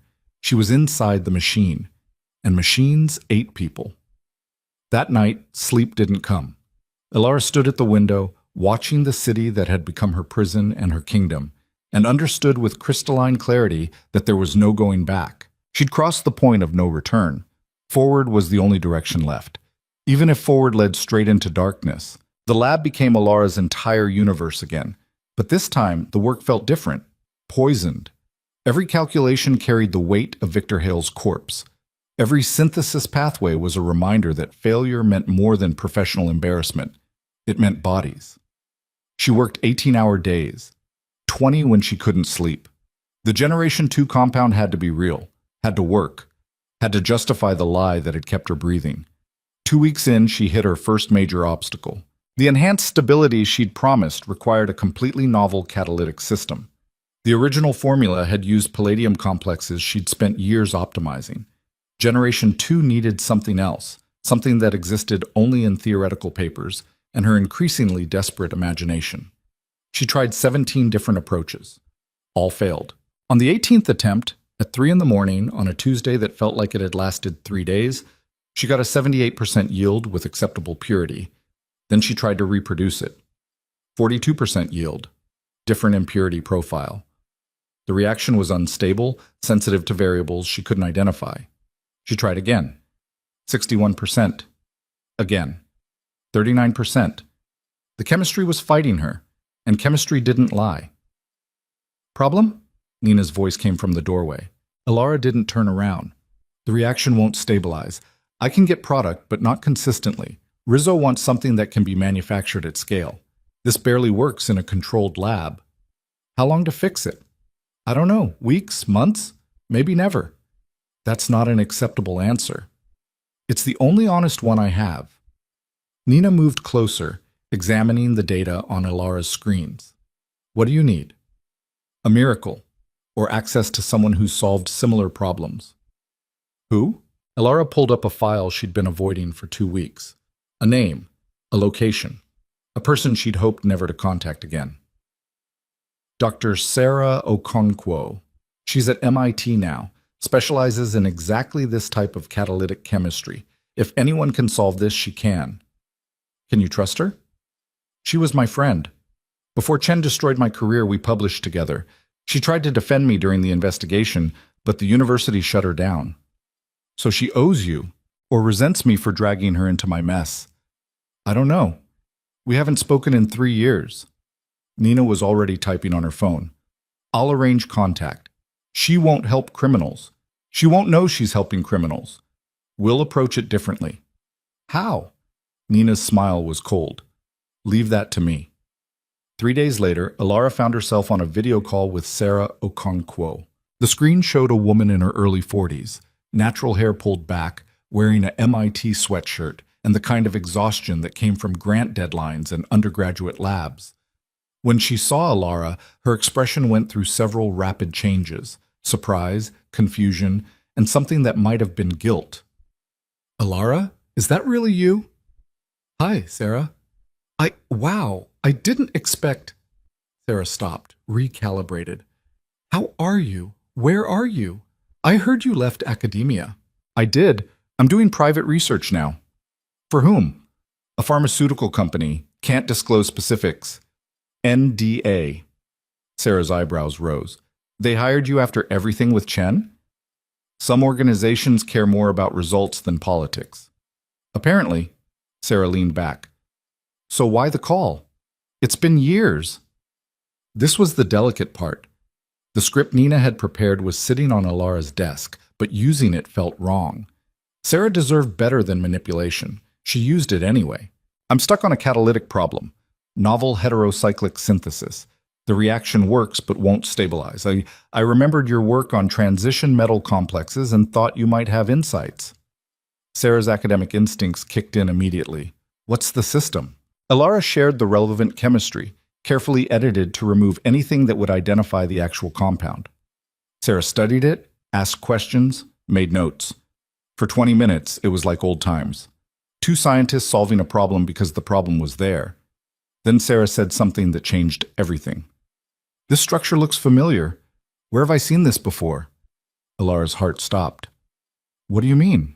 The core framework. I've definitely encountered something similar. Sarah was scrolling through files on her end. Give me a second. The seconds stretched into minutes. Alara watched Sarah's face, watched realization slowly dawn. Oh my God, Sarah whispered. What? This is Chen's compound, the one he stole from you. Sarah, you're working on variations of your own research, the research he destroyed you over. Sarah's voice was climbing. Who hired you for this? What pharmaceutical company would? It's complicated. Complicated?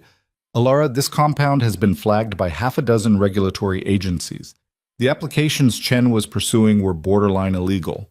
If you're developing variants, if you're working for someone trying to commercialize this, Sarah stopped. Her face went pale. You're not working for a pharmaceutical company, are you? Silence on the line. Alara, what have you gotten into? I can't explain. Can't or won't? Both. Sarah's hands were shaking.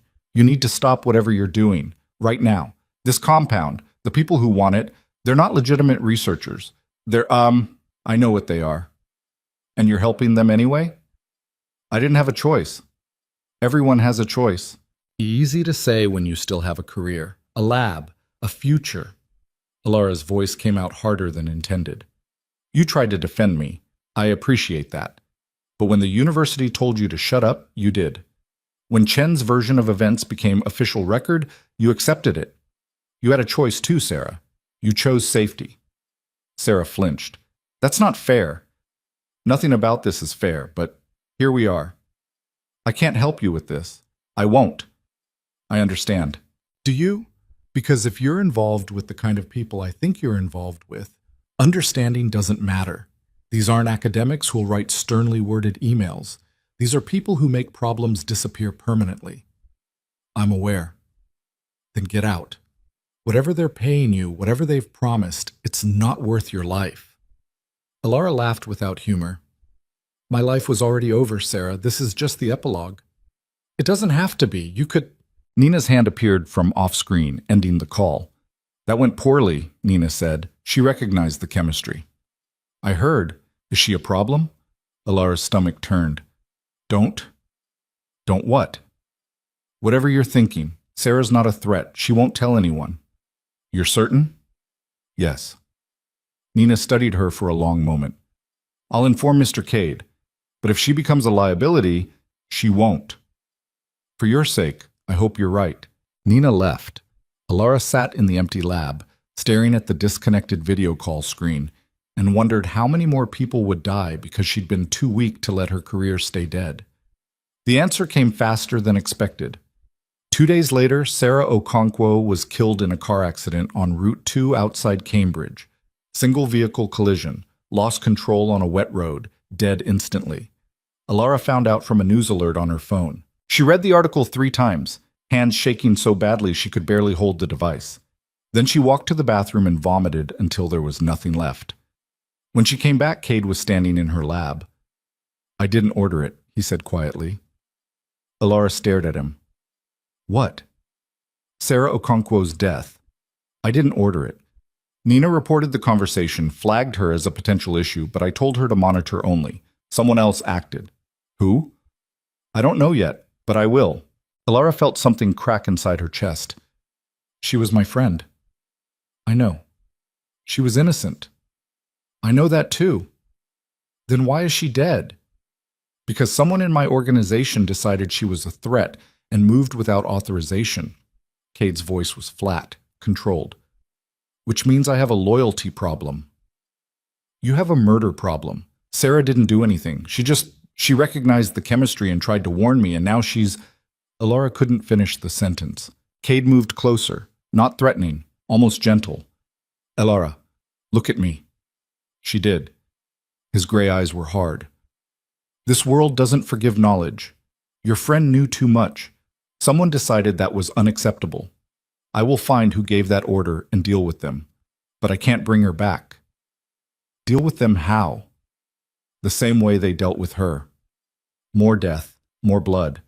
A cascade of violence that started the moment she'd opened her mouth in that restaurant and would apparently never stop. I want out, Alara whispered. No, you don't. Yes, I do. I can't keep doing this. Every choice I make gets someone killed. Chen, Hale, now Sarah. How many more?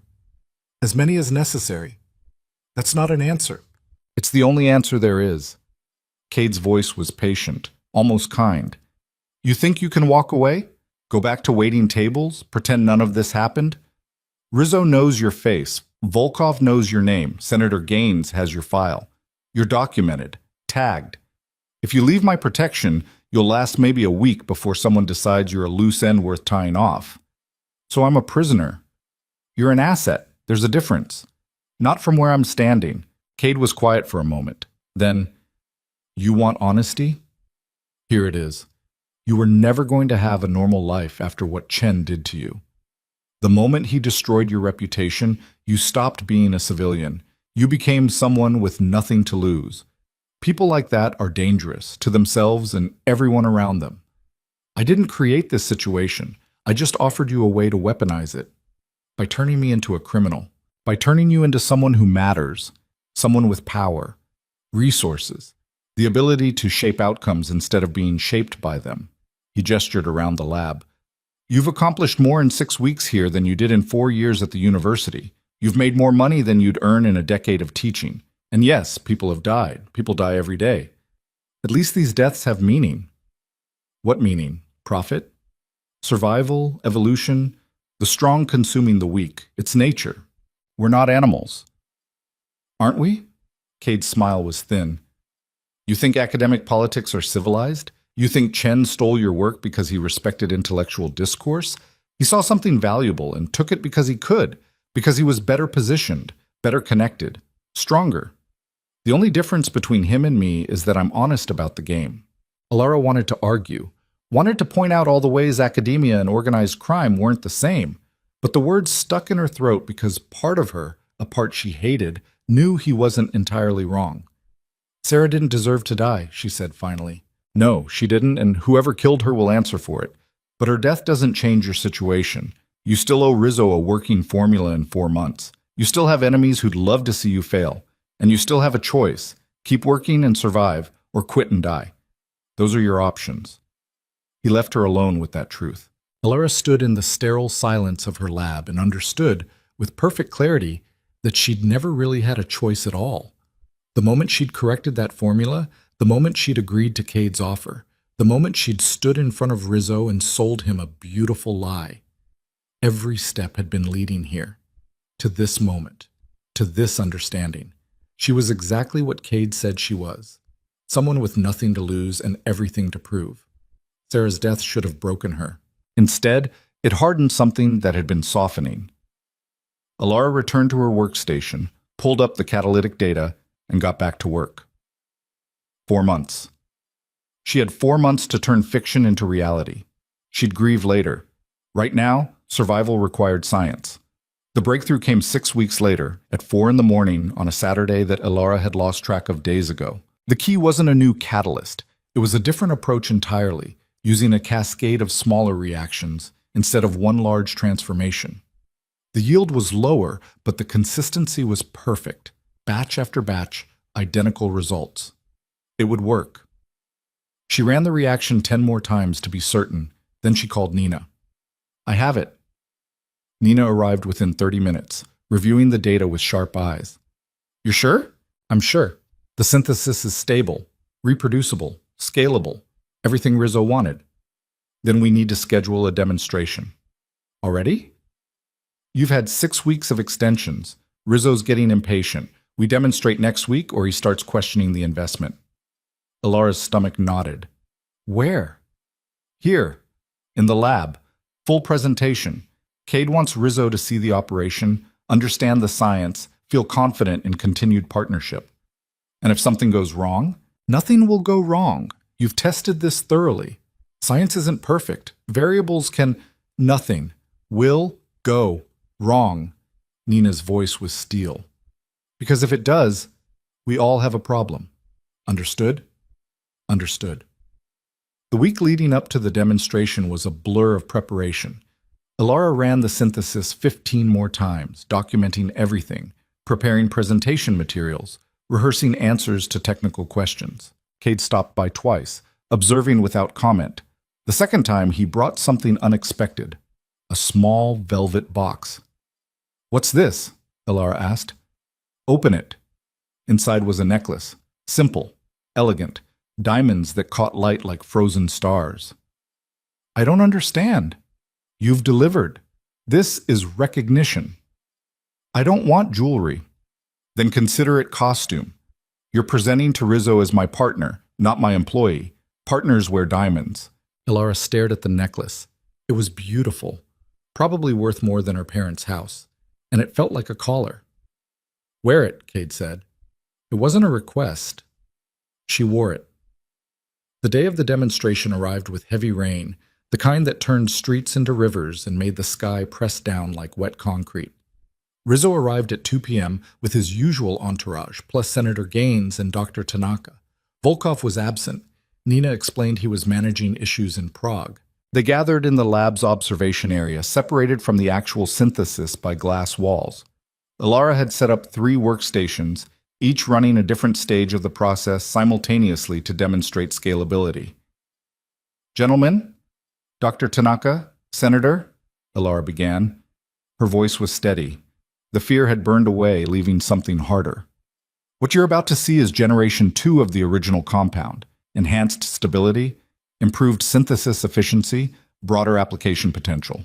She walked them through the chemistry, explaining each stage, answering technical questions from Tanaka with the ease of someone who'd lived this synthesis for 2 months straight. The reactions proceeded flawlessly.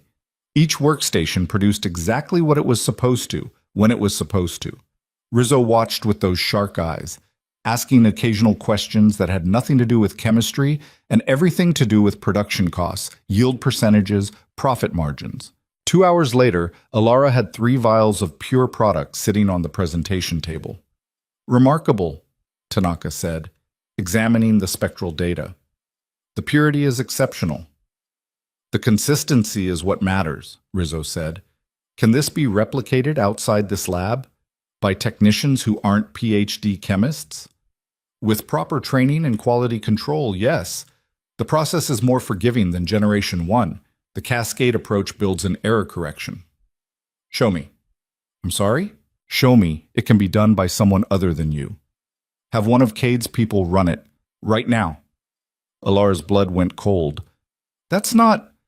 We haven't trained anyone yet. The synthesis is complex. Then walk someone through it. If this is truly scalable, it shouldn't require your constant supervision. He was testing her, testing the formula, testing whether she was truly indispensable or just a very expensive middleman. Cade caught her eye. His expression was neutral, but the message was clear. Pass this test. Of course, Alara said. Nina, do you have someone with basic lab experience? Nina made a call. 5 minutes later, Marcus, the security guard who'd been stationed outside Alara's lab for months, entered wearing a borrowed lab coat.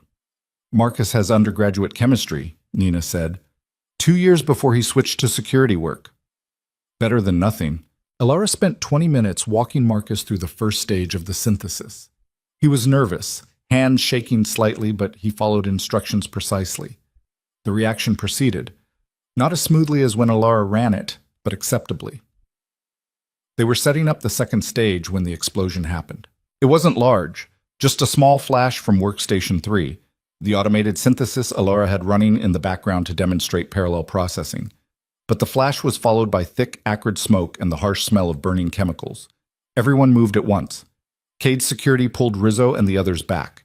Nina hit the fire suppression system. Alara ran to the workstation, shutting down the reaction, killing the heat, trying to prevent secondary explosions. The smoke cleared. Workstation 3 was destroyed, glass shattered, equipment melted, and on the counter, instead of the expected product, was a black tarry residue that smelled like failure and disaster. What happened? Rizzo's voice was ice. Alara stared at the ruined equipment, mind racing. This shouldn't be possible. The reaction was running perfectly this morning. Clearly it wasn't. No, I tested this exact setup 15 times. It never failed, never showed any instability. Tanaka was already examining the residue. This suggests a runaway exothermic reaction. The temperature must have spiked. The thermocouple would have caught that, would have shut down automatically, unless it malfunctioned. Or was tampered with, Cade said quietly. Everyone turned. Look at the connection. Cade pointed to the temperature sensor. The wire had been partially severed, just enough to cause malfunction without being obvious during pre-demonstration checks. Sabotage. Who has access to this lab? Rizzo demanded. Only cleared personnel, Nina said. Dr. Voss, myself, security team, and maintenance staff. Then someone on that list is working against you. Cade's expression was carved from stone. So it seems. The demonstration was over. Rizzo and his people left with assurances that the incident would be investigated, but Alara could see the doubt in his eyes. The calculation. One working formula wasn't enough if the system could be compromised. When they were gone, Cade turned to Nina. Find them. Already on it. How long? 48 hours. Maybe less. Make it less. Nina left. Cole and the other security followed. Suddenly, Alara was alone with Cade in the ruined lab. This wasn't an accident, she said. No. Who would sabotage their own operation? Someone who benefits from my failure. Someone positioned to take over if I fall. Cade was pacing now, the calm facade cracking slightly. This wasn't about destroying the formula. It was about undermining credibility, making Rizzo question whether I can deliver. Will he pull out? Not yet, but his patience has limits. We need to identify the traitor before he decides I'm more trouble than I'm worth. And if we can't? Cade stopped pacing, looked at her. Then we improvise. The answer came 36 hours later. Alara was reviewing security footage, trying to identify who'd accessed the lab before the demonstration when Nina appeared in the doorway. Her face was grim. We found them. Who? Come with me.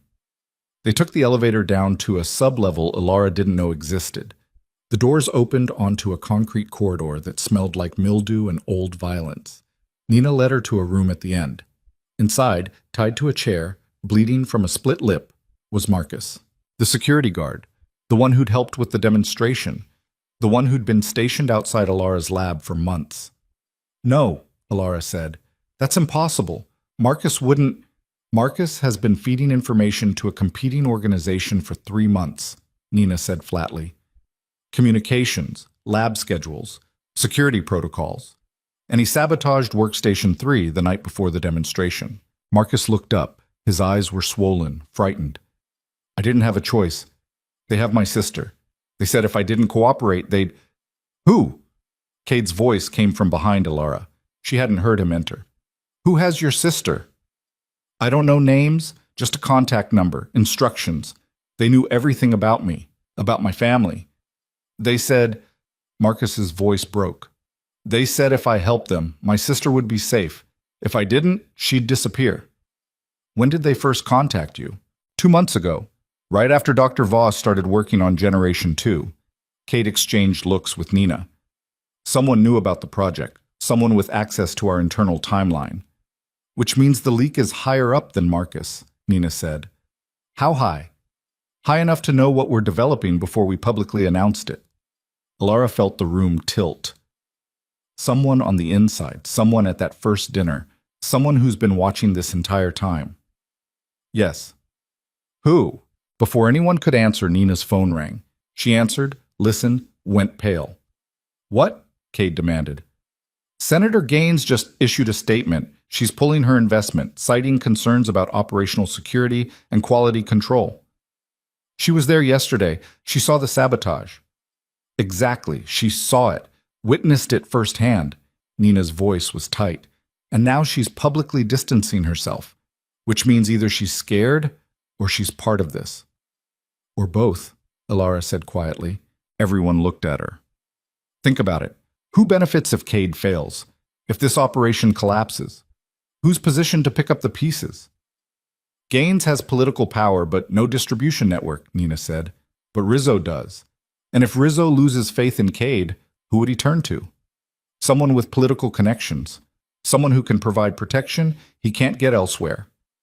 You're saying Gaines is making a play for the formula. I'm saying she's been making a play since the beginning. She probably set up Marcus's handler, probably fed them the information they needed to compromise him. Then she sabotaged the demonstration and publicly pulled out to make Cade look unreliable. Cade was very still. If you're right, this isn't just about the formula. It's about territory. She's using our work as leverage to negotiate power with Rizzo directly. Cutting you out entirely. Yes. The implications settled over the room like fallout. What do we do? Alara asked. Cade looked at Marcus, still tied to the chair, still bleeding. First we verify. Marcus, you're going to contact your handler. Tell them you have new information. Critical intelligence about Cade's response to the sabotage. Set up a meeting. They'll kill me. They'll try. We'll be there first. Marcus swallowed hard. And my sister? If she exists, we'll find her. If she doesn't, if they've been manipulating you with a fiction, you'll at least know the truth. It took 6 hours to set up the meet. Marcus's handler wanted neutral ground, a parking garage in an industrial district. 3 a.m. No backup. Marcus alone. Of course Marcus wouldn't be alone. Cade positioned his people on every level of the garage, snipers on adjacent buildings, Nina monitoring communications, Cole in a vehicle 2 blocks away with a tactical team, and Alara, against every instinct screaming at her to stay away, hiding in the back of an observation van with Cade, watching through night vision cameras. You didn't have to be here, Cade said. Yes, I did. This is my fault. My formula. My work that's getting people killed. You didn't sabotage the lab.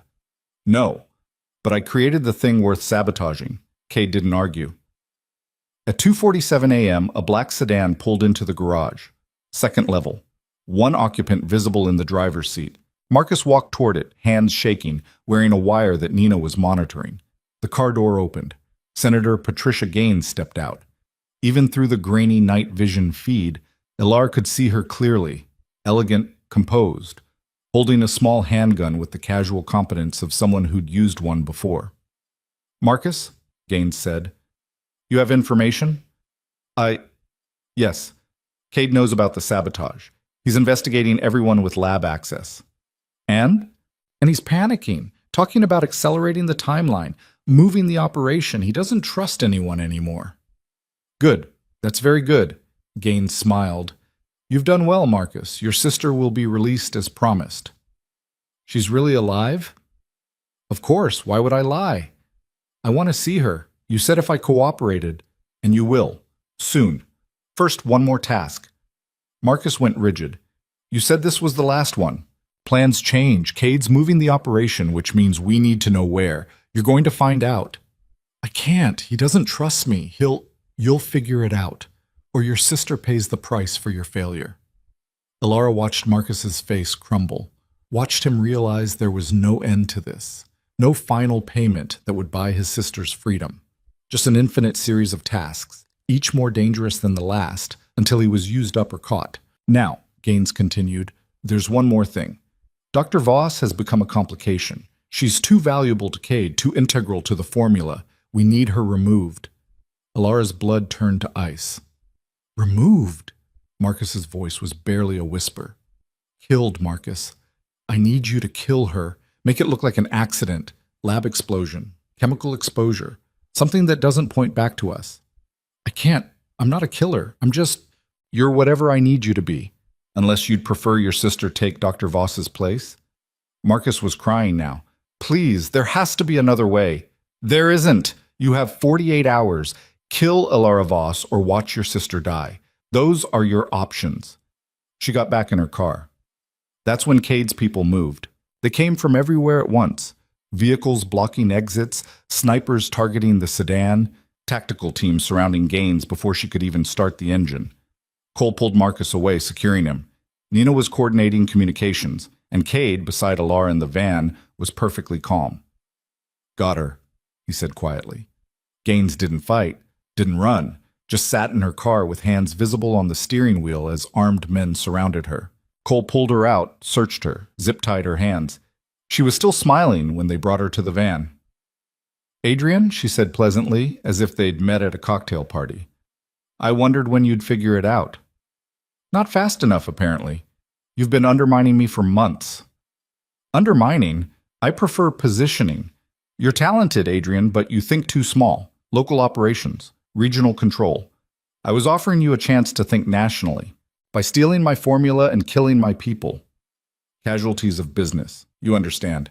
You've created plenty yourself. Cade's expression didn't change. Where's Marcus's sister? Dead. Has been for 2 months. Car accident. Very tragic. Marcus never thought to verify because he wanted to believe. Ilara felt sick. You played him with a corpse, Cade said. I played him with hope. Much more effective than money. Hope makes people do terrible things. Like trying to kill Dr. Voss. Gaines' eyes slid to Ilara. Nothing personal, my dear. You're brilliant. But brilliance is only valuable when it's exclusive. While you're alive, you're a resource Cade controls. Dead, you're a formula we can reverse engineer without competition. Except you can't, Alara said. Her voice was steadier than she felt. Generation 2 isn't fully documented. Critical steps exist only in my head. Kill me, and you get an incomplete synthesis that will fail when it matters most. Then I suppose we'll have to persuade you to share before you die. Torture doesn't work on scientists. We're too stubborn and too literal. We'll give you formulas, sure. Wrong ones. With impurities you won't detect until production. You'll waste months discovering I lied. Gaines studied her. You've changed. When we first met, you were terrified, broken. Now you sound like Adrian. I learned from the best. That's not a compliment, dear. Wasn't meant to be. Cade interrupted. Here's what's going to happen, Patricia. You're going to contact Rizzo. Tell him you were wrong to pull out. Recommend he continue the partnership. Then you're going to resign from the Senate, citing health concerns, and disappear. Permanently. Gaines laughed. Or what? You'll kill a sitting United States senator? That would bring attention you can't afford. You're right. Killing you would be messy. Cade's smile was thin. Which is why I'm going to let Rizzo do it. He's already suspicious about why you pulled your investment. When he learns you were planning to steal the formula and cut him out, when he discovers you've been manipulating everyone at that table, his response will be creative and terminal. The smile faded from Gaines's face. You're bluffing. Am I? Nina, send Rizzo the recordings, all of them. Let him hear Patricia's plans in her own words. Sent, Nina said. Gaines went pale. Wait. We can negotiate. I have resources, political connections you could use. You can die quietly or loudly. That's the only choice you have left. Cade nodded to Cole. Gaines was dragged away, still protesting, still trying to bargain. When she was gone, Alara realized she was shaking. Is that it? She asked. Is it over? Not even close, Cade said. Gaines was a symptom, not the disease. Someone bigger is behind this. Someone who knew enough about our operation to position her perfectly. Who? That's what we're going to find out. They returned to the penthouse as dawn broke over the city. Alara hadn't slept in 30 hours. Her eyes burned. Her hands shook from adrenaline crash, but her mind was racing. Gaines had nearly succeeded, had come within inches of having Alara killed, stealing the formula, and collapsing Cade's entire operation, which meant someone had given her the intelligence to make that possible. Someone close, someone they trusted. Alara was running through the list, Nina, Cole, the security team, lab staff, when her phone buzzed. A message from an unknown number. You're asking the wrong questions. Her blood went cold. She showed Cade. Trace it, he ordered Nina. Already trying. Whoever sent it is using serious encryption, military grade. Another message. Gaines was a pawn, so are you. Want to know who's really playing? Don't respond, Cade said. Alara's fingers were already moving. Who is this? The reply came instantly. Someone who knows what Adrian Cade isn't telling you. Check the original contract you signed. Read the fine print. Then decide who you really trust. What contract? Alara asked. Cade's face had gone very still. The partnership agreement, the one you signed the first night. I didn't read it carefully. It was after Chen, after everything. I just signed where Nina told me to. Get the document, Cade told Nina. She pulled it up on her tablet, handed it to Alara. Alara read through the legal language, the clauses about confidentiality and non-disclosure, the terms of employment, and then she reached page 7, section 12, subsection C. Her blood turned to ice. What is this? Cade didn't answer. What the fuck is this, Adrian? The clause was buried in dense legal language, but the meaning was clear. In the event of the employee's death or incapacitation, all intellectual property rights, including but not limited to formulas, research, and derivatives thereof, transfer unconditionally to the employer. You own my work if I die, Alara said slowly. Not just the formula I've already created. Everything I might create in the future. My entire intellectual legacy. It's standard IP protection. Standard? This says you get more value from me dead than alive. It says the realization hit like a physical blow. It says you have a financial incentive to kill me once the formula is complete. I would never... Wouldn't you? Alara stood. Gaines wanted me dead to steal the formula. You want me dead to own it permanently. Same outcome. Different motivation. That's not... Then why is this clause here? Why does it exist if you never intended to use it? Cade's jaw tightened. Because I need insurance. You're brilliant, Alara, but you're also unpredictable. What happens if you decide to leave? Take the formula to a competitor? Use it for leverage against me? This clause ensures that your work stays with my organization regardless of your choices. By making me worth more dead than alive. By protecting my investment. I'm not an investment. I'm a person. In this world, you're both. Alara felt the walls closing in. Every truth she'd accepted, every compromise she'd made, every justification she'd constructed, it all collapsed in an instant. She wasn't Cade's partner. She wasn't even his employee. She was his product, and products got disposed of when they stopped being useful. I want out, she said. We've had this conversation. And now we're having it again. I'm leaving, tonight. You can keep the formula, the lab, everything. I'm done. You can't leave. Watch me. She headed for the door. Cole blocked it. Move, Alara said. Cole didn't move. She turned back to Cade. Are you seriously going to imprison me? I'm going to protect you from making a fatal mistake. You leave here.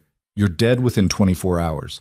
Rizzo, Volkov, even Tanaka, they all know you're the key to Generation 2. Without my protection, you're just a target. Then I'll disappear, change my name, leave the country. With what money? What resources? You have nothing except what I've given you. Then I'll have nothing. I've survived on nothing before. That was before you made powerful enemies.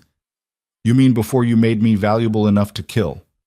Cade's expression shifted, something dangerous flickering behind his eyes. Careful, Alara. You're upset. You're not thinking clearly. I'm thinking perfectly clearly. For the first time in months, actually. You didn't save me. You weaponized me. Turned me into something useful and profitable and disposable. And when I'm no longer useful, I've never lied to you about what this was. No, you just buried the truth in legal documents I was too traumatized to read. Alara's voice was rising. Sarah died because of you. Hale died because of you. Marcus's sister was already dead and you used her corpse as leverage. How many more people have to die before I'm allowed to feel like this is wrong? As many as it takes to keep you alive. I don't want to be alive like this. The words echoed in the sudden silence. Cade stood, moved toward her, not threatening, but deliberate. You don't mean that. Yes, I do. I'd rather be dead than be this person, this thing you've turned me into. This thing saved you from obscurity, from poverty, from dying anonymous and forgotten in some studio apartment. At least I would have died as myself. You were already dying. I just gave you a reason to keep breathing. And now I'm suffocating. Cade's hand shot out, grabbed her wrist.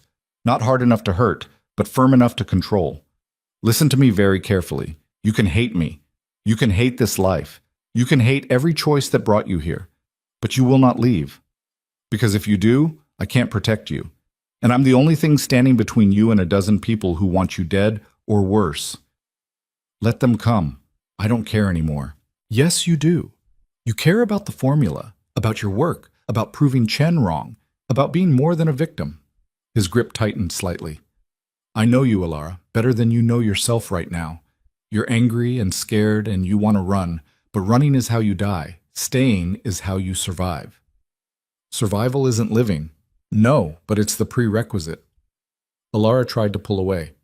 He held firm. Let go of me. Not until you calm down.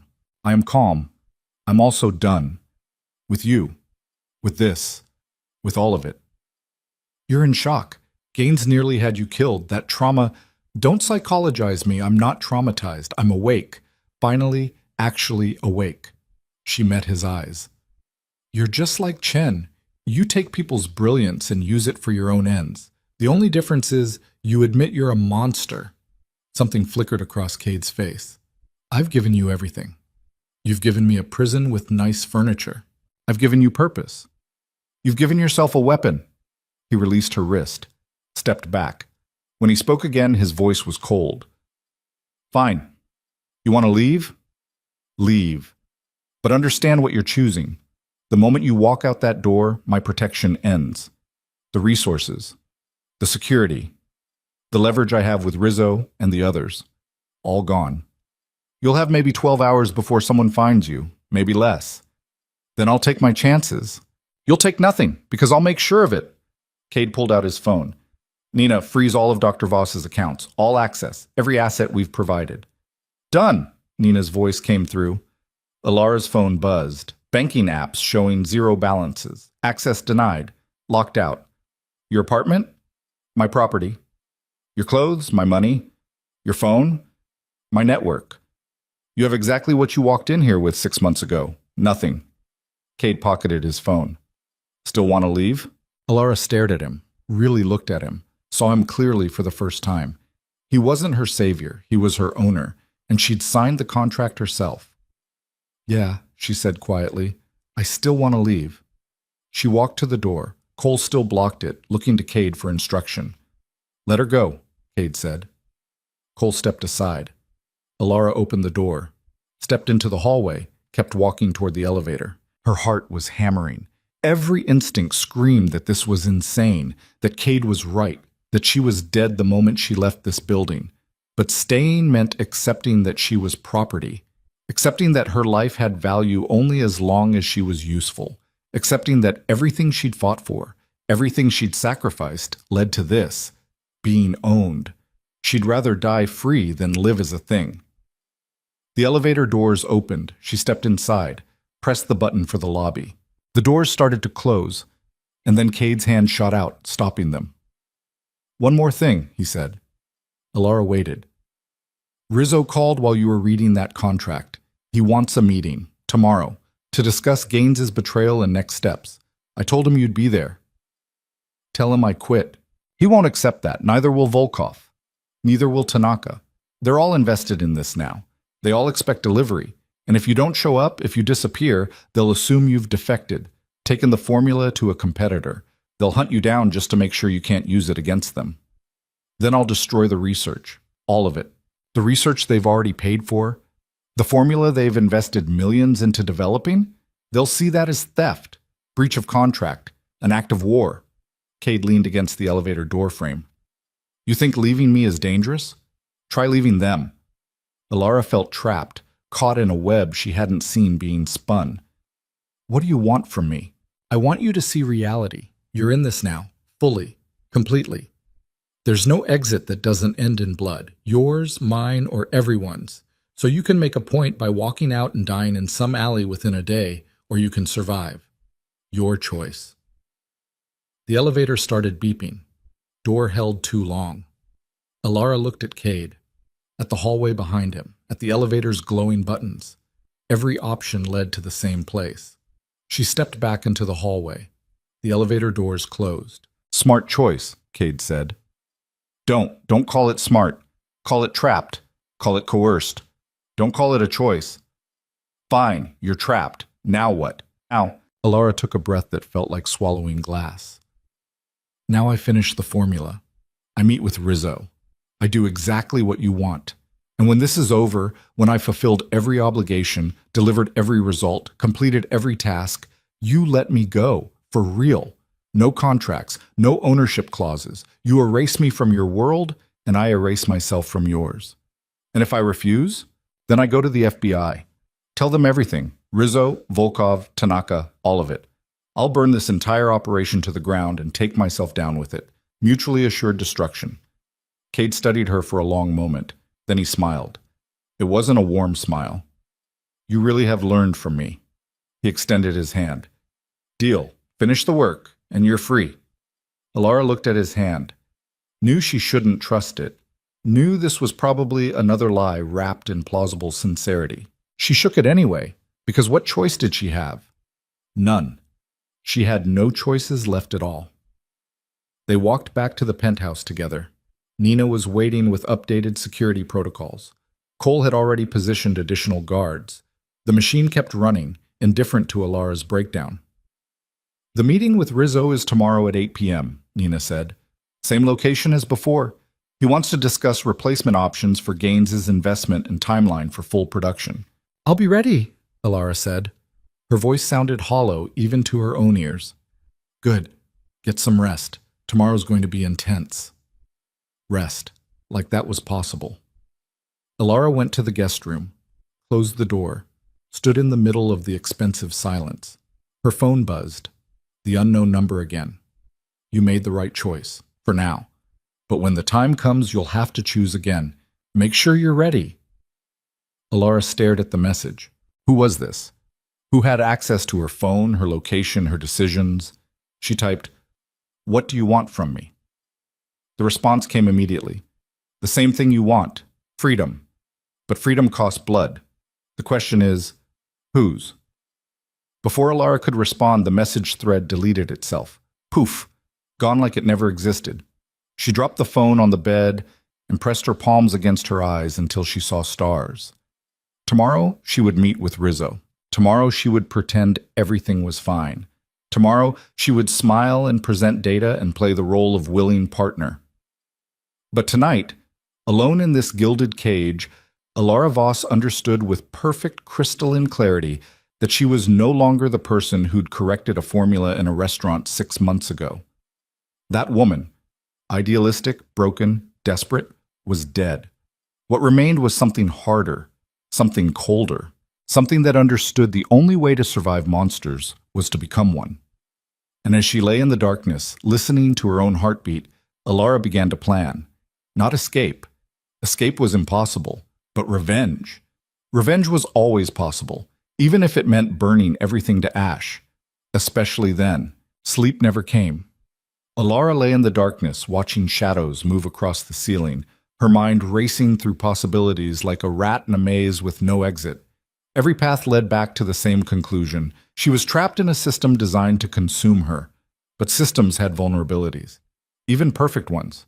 Especially perfect ones. At 4 a.m., she got out of bed and went to the penthouse's home office. The computer was locked, but she'd watched Nina use it enough times to know the password patterns. Third try got her in. She opened the encrypted files Nina had shown her weeks ago. Partnership agreements, distribution networks, financial flows. But this time, she wasn't looking at the obvious information. She was looking for gaps, inconsistencies, the places where the numbers didn't quite add up. And there, buried in a subsidiary ledger marked as equipment procurement, she found it. Payments, large ones, recurring monthly, to a shell company registered in the Cayman Islands.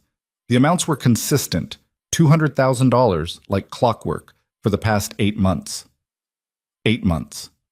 That was 2 months before Alara had even started working for Cade. She dug deeper, traced the shell company through 3 more layers of corporate ownership until she hit a wall. The final owner was anonymized through a trust that would take subpoenas and months to penetrate. But the payment timing told her everything she needed to know. Someone had been on Cade's payroll long before this operation started. Someone positioned close enough to feed information out. Someone who'd probably helped orchestrate the entire chain of events that led to her recruitment.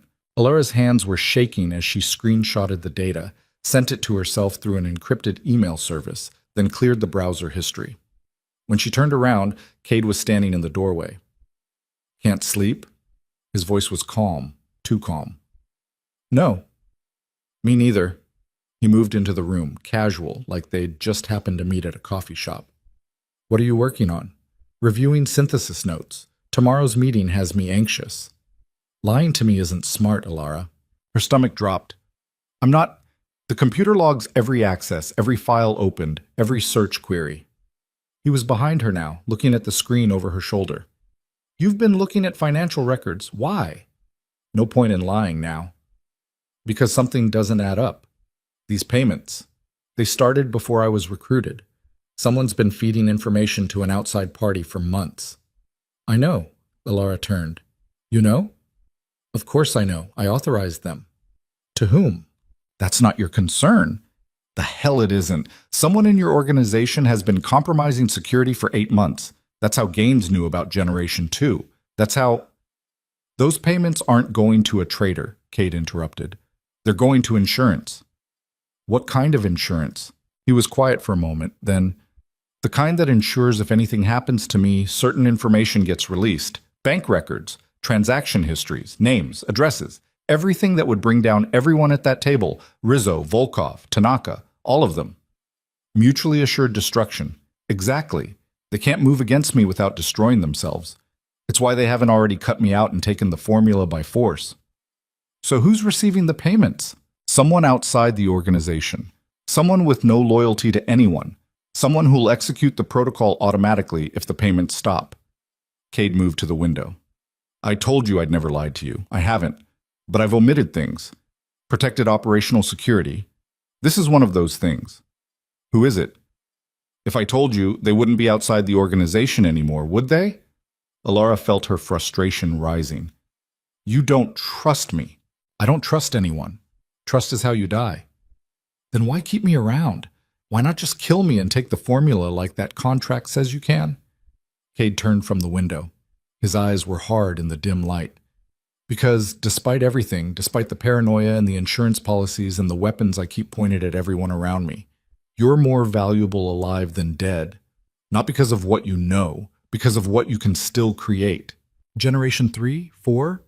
An infinite series of formulas until I'm used up? Until you're fulfilled. There's a difference. Not from where I'm standing. Then change your perspective. He moved closer. You think I'm using you. Fine. Use me back. You have access to resources most scientists dream about. Unlimited funding, no ethical oversight, no grant committees. You could develop anything, create anything, push boundaries that academia would never let you approach, and give you ownership of everything I make. In exchange for the freedom to make it, yes. Cade's voice was soft now, seductive. You're thinking too small. This isn't about one formula. This is about building something that outlasts both of us. A pipeline of innovations that changes the world, whether the world wants it or not. You're talking about playing God. I'm talking about not being afraid to. He was close enough now that she could smell his cologne.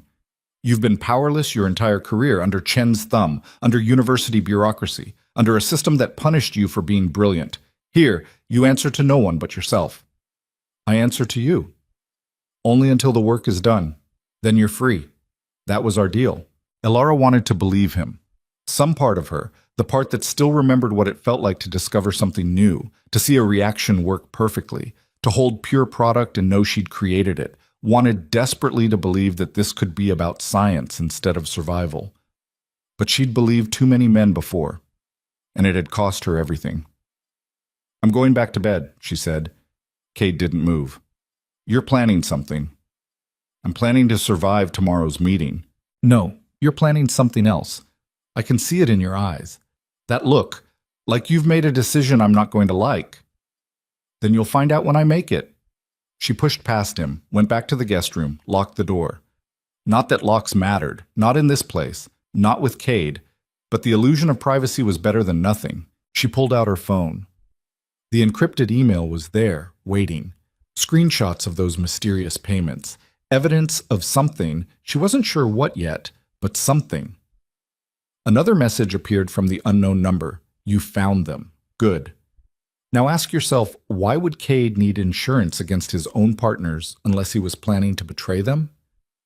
Alara's blood went cold. She typed back, Who are you? Someone who wants the same thing you do, to watch this empire burn. Why help me? Because you're the only one who can do it. You have the formula, the knowledge, the access. And now, the motivation. What do you want in return? When the time comes, I'll tell you. For now, just survive tomorrow. The game is about to change. The message thread deleted itself again. Alara sat on the bed, heart hammering. Someone was playing a deeper game. Someone with resources, intelligence, and an agenda that aligned with hers, at least for now. She should tell Cade. She wouldn't tell Cade, because whoever this was, they were right about one thing. The only way out was through fire, and fire was coming. The day of the meeting arrived with oppressive humidity that made the city feel like a pressure cooker about to explode. Alara spent the morning in the lab, running final verification tests on the Generation 2 synthesis. Everything worked perfectly. Yields consistent. Purity exceptional. A formula worth billions. A formula that had already cost lives. Nina arrived at noon with the same black dress from the last meeting. Wear this. Hair up. Diamonds again. I'm a chemist, not a showpiece. Tonight you're both. By 7 p.m., Alara was dressed, made up, looking like someone who belonged in Cade's world instead of resenting every second of it. The necklace sat cold against her throat. A reminder. A caller. The car ride to the restaurant was silent. Cole drove. Cade sat beside her in the back, reviewing something on his tablet. Nina had gone ahead to coordinate security. "Are you ready?" Cade asked without looking up. "As ready as I'll ever be." "That's not an answer. It's the only one I have." He finally looked at her. "Rizzo will push tonight. He wants control of the formula. He'll offer money, partnerships, threats, whatever he thinks will work. You need to stay solid, show no weakness." "I know how to handle myself." "Do you? Because last night you were ready to walk out, ready to die rather than stay. That's not the mindset of someone who can negotiate with predators." "Maybe I'm tired of negotiating." "Then what are you planning to do instead?" Alara met his eyes. "Whatever it takes to survive." "That's what worries me." They arrived at the restaurant, the same place where she'd first corrected that formula 6 months ago. Full circle. The staff were different, but the atmosphere was identical. Expensive, exclusive, weaponized politeness. Rizzo was already in the private room. So were Volkov and Tanaka. 3 empty chairs remained, one for Cade, one for Alara, and one that stayed conspicuously vacant. Gaines's chair. "Adrian, Dr. Voss." Rizzo stood, all charm and teeth. "Please sit. We have much to discuss." They sat. The atmosphere was glacial, despite Rizzo's smile. "First," Rizzo began, "let's address the obvious. Patricia Gaines will not be joining us. Ever again. Her betrayal was dealt with appropriately." "How appropriately?" Volkov asked. His accent was thicker tonight, words heavy. "Permanently. The details are unpleasant and unnecessary." Rizzo's eyes found Alara. "Dr. Voss, you should know. Senator Gaines's final words were about you. She seemed to think you were the key to everything. Was she right?" Alara's throat was dry. "The formula requires specific expertise. I have that expertise. And if something were to happen to you, then the formula becomes significantly harder to replicate. Possible, but time-consuming. Expensive. But not impossible. Nothing is impossible with enough resources and patience." "Patience," Rizzo smiled. "That's not my strongest quality." Which brings us to tonight's actual business. Adrian, you've delivered on the Generation 2 compound. The demonstrations, aside from the unfortunate sabotage, were impressive, but I'm concerned about long-term viability. "In what way?" Cade's voice was neutral. "In the way that your organization has proven vulnerable. First Hale's manipulation, then Gaines's betrayal. How many more traitors are waiting to surface? How many more disruptions before this entire operation collapses? The weaknesses have been identified and addressed. Have they? Or have you just eliminated the symptoms while the disease spreads?" Rizzo leaned forward. "I'm proposing a restructure. Full operational control transfers to a neutral party, someone without existing loyalties or agendas, someone who can manage the production and distribution without the baggage." "Who did you have in mind?" Cade asked, though his tone suggested he already knew. "Me." Silence dropped like a blade. "You want to take over the operation," Cade said flatly. "I want to secure my investment. Currently, everything depends on you maintaining control. But control is fragile. I'm offering stability." "By cutting me out." "By assuming primary authority while compensating you fairly. You'd maintain a percentage. Dr. Voss would continue her work under my supervision. Everyone profits. Except I lose control. Control is an illusion, Adrian. You've been operating under that illusion for months while your organization crumbled around you. I'm offering reality." Cade's hands were flat on the table, very still, very controlled. "And if I refuse, then we dissolve the partnership. I take my investments elsewhere. So does Dmitri. So does Yuki. You're left with a formula you can't commercialize alone and enemies you've made along the way." Rizzo's smile was sharp. "Your choice, of course. But choose quickly. My patience, as I mentioned, is limited." Volkov spoke next. "Adrian, this is reasonable offer. You keep profits. We keep stability. Everyone wins." "Do we?" Cade looked at Alara. "Dr. Voss, what do you think?" Every eye turned to her. This was a test. A trap. Whatever she said would determine whose side she was on and who would survive the night. Alara took a breath. I think the formula is mine. Not yours. Not Rizzo's. Mine. I created it. I refined it. I've given my work to this organization under specific terms. If those terms change, so does my cooperation. You don't have a choice, Rizzo said quietly. My contract is with Cade, not with you. If he loses control, that contract becomes void, which means you get nothing. We can renegotiate. With what leverage? You going to threaten me? Kill me? Then you definitely get nothing. The formula is in my head, the critical steps, the optimizations, the variants, all of it. Kill me and you have an expensive paperweight. Tanaka spoke for the first time, her voice soft but cutting. You're very confident for someone so exposed. Mr. Rizzo controls resources you can't imagine. If he wanted information from you, there are methods. Torture? Please. I'm a scientist. I'll tell you whatever you want under duress. Wrong formulas, bad data, synthesis pathways that look perfect and fail catastrophically. You'll waste months figuring out I lied, maybe years. Alara's voice was steady. The only way this works is if I choose to cooperate, and I choose to work with Cade. Those are my terms. Rizzo studied her like a bug under glass. Adrian, your chemist has teeth. I'm impressed. She's learned from experience, Cade said. Clearly. But Dr. Voss, you're misunderstanding the situation. This isn't a negotiation about your preferences. This is about reality. Adrian's control is ending, tonight, whether he agrees or not, whether you cooperate or not. The only question is how painful the transition becomes. Alara felt ice spreading through her veins. You're threatening us. I'm stating facts. I have people positioned throughout Adrian's organization, his security, his facilities, his supply chains.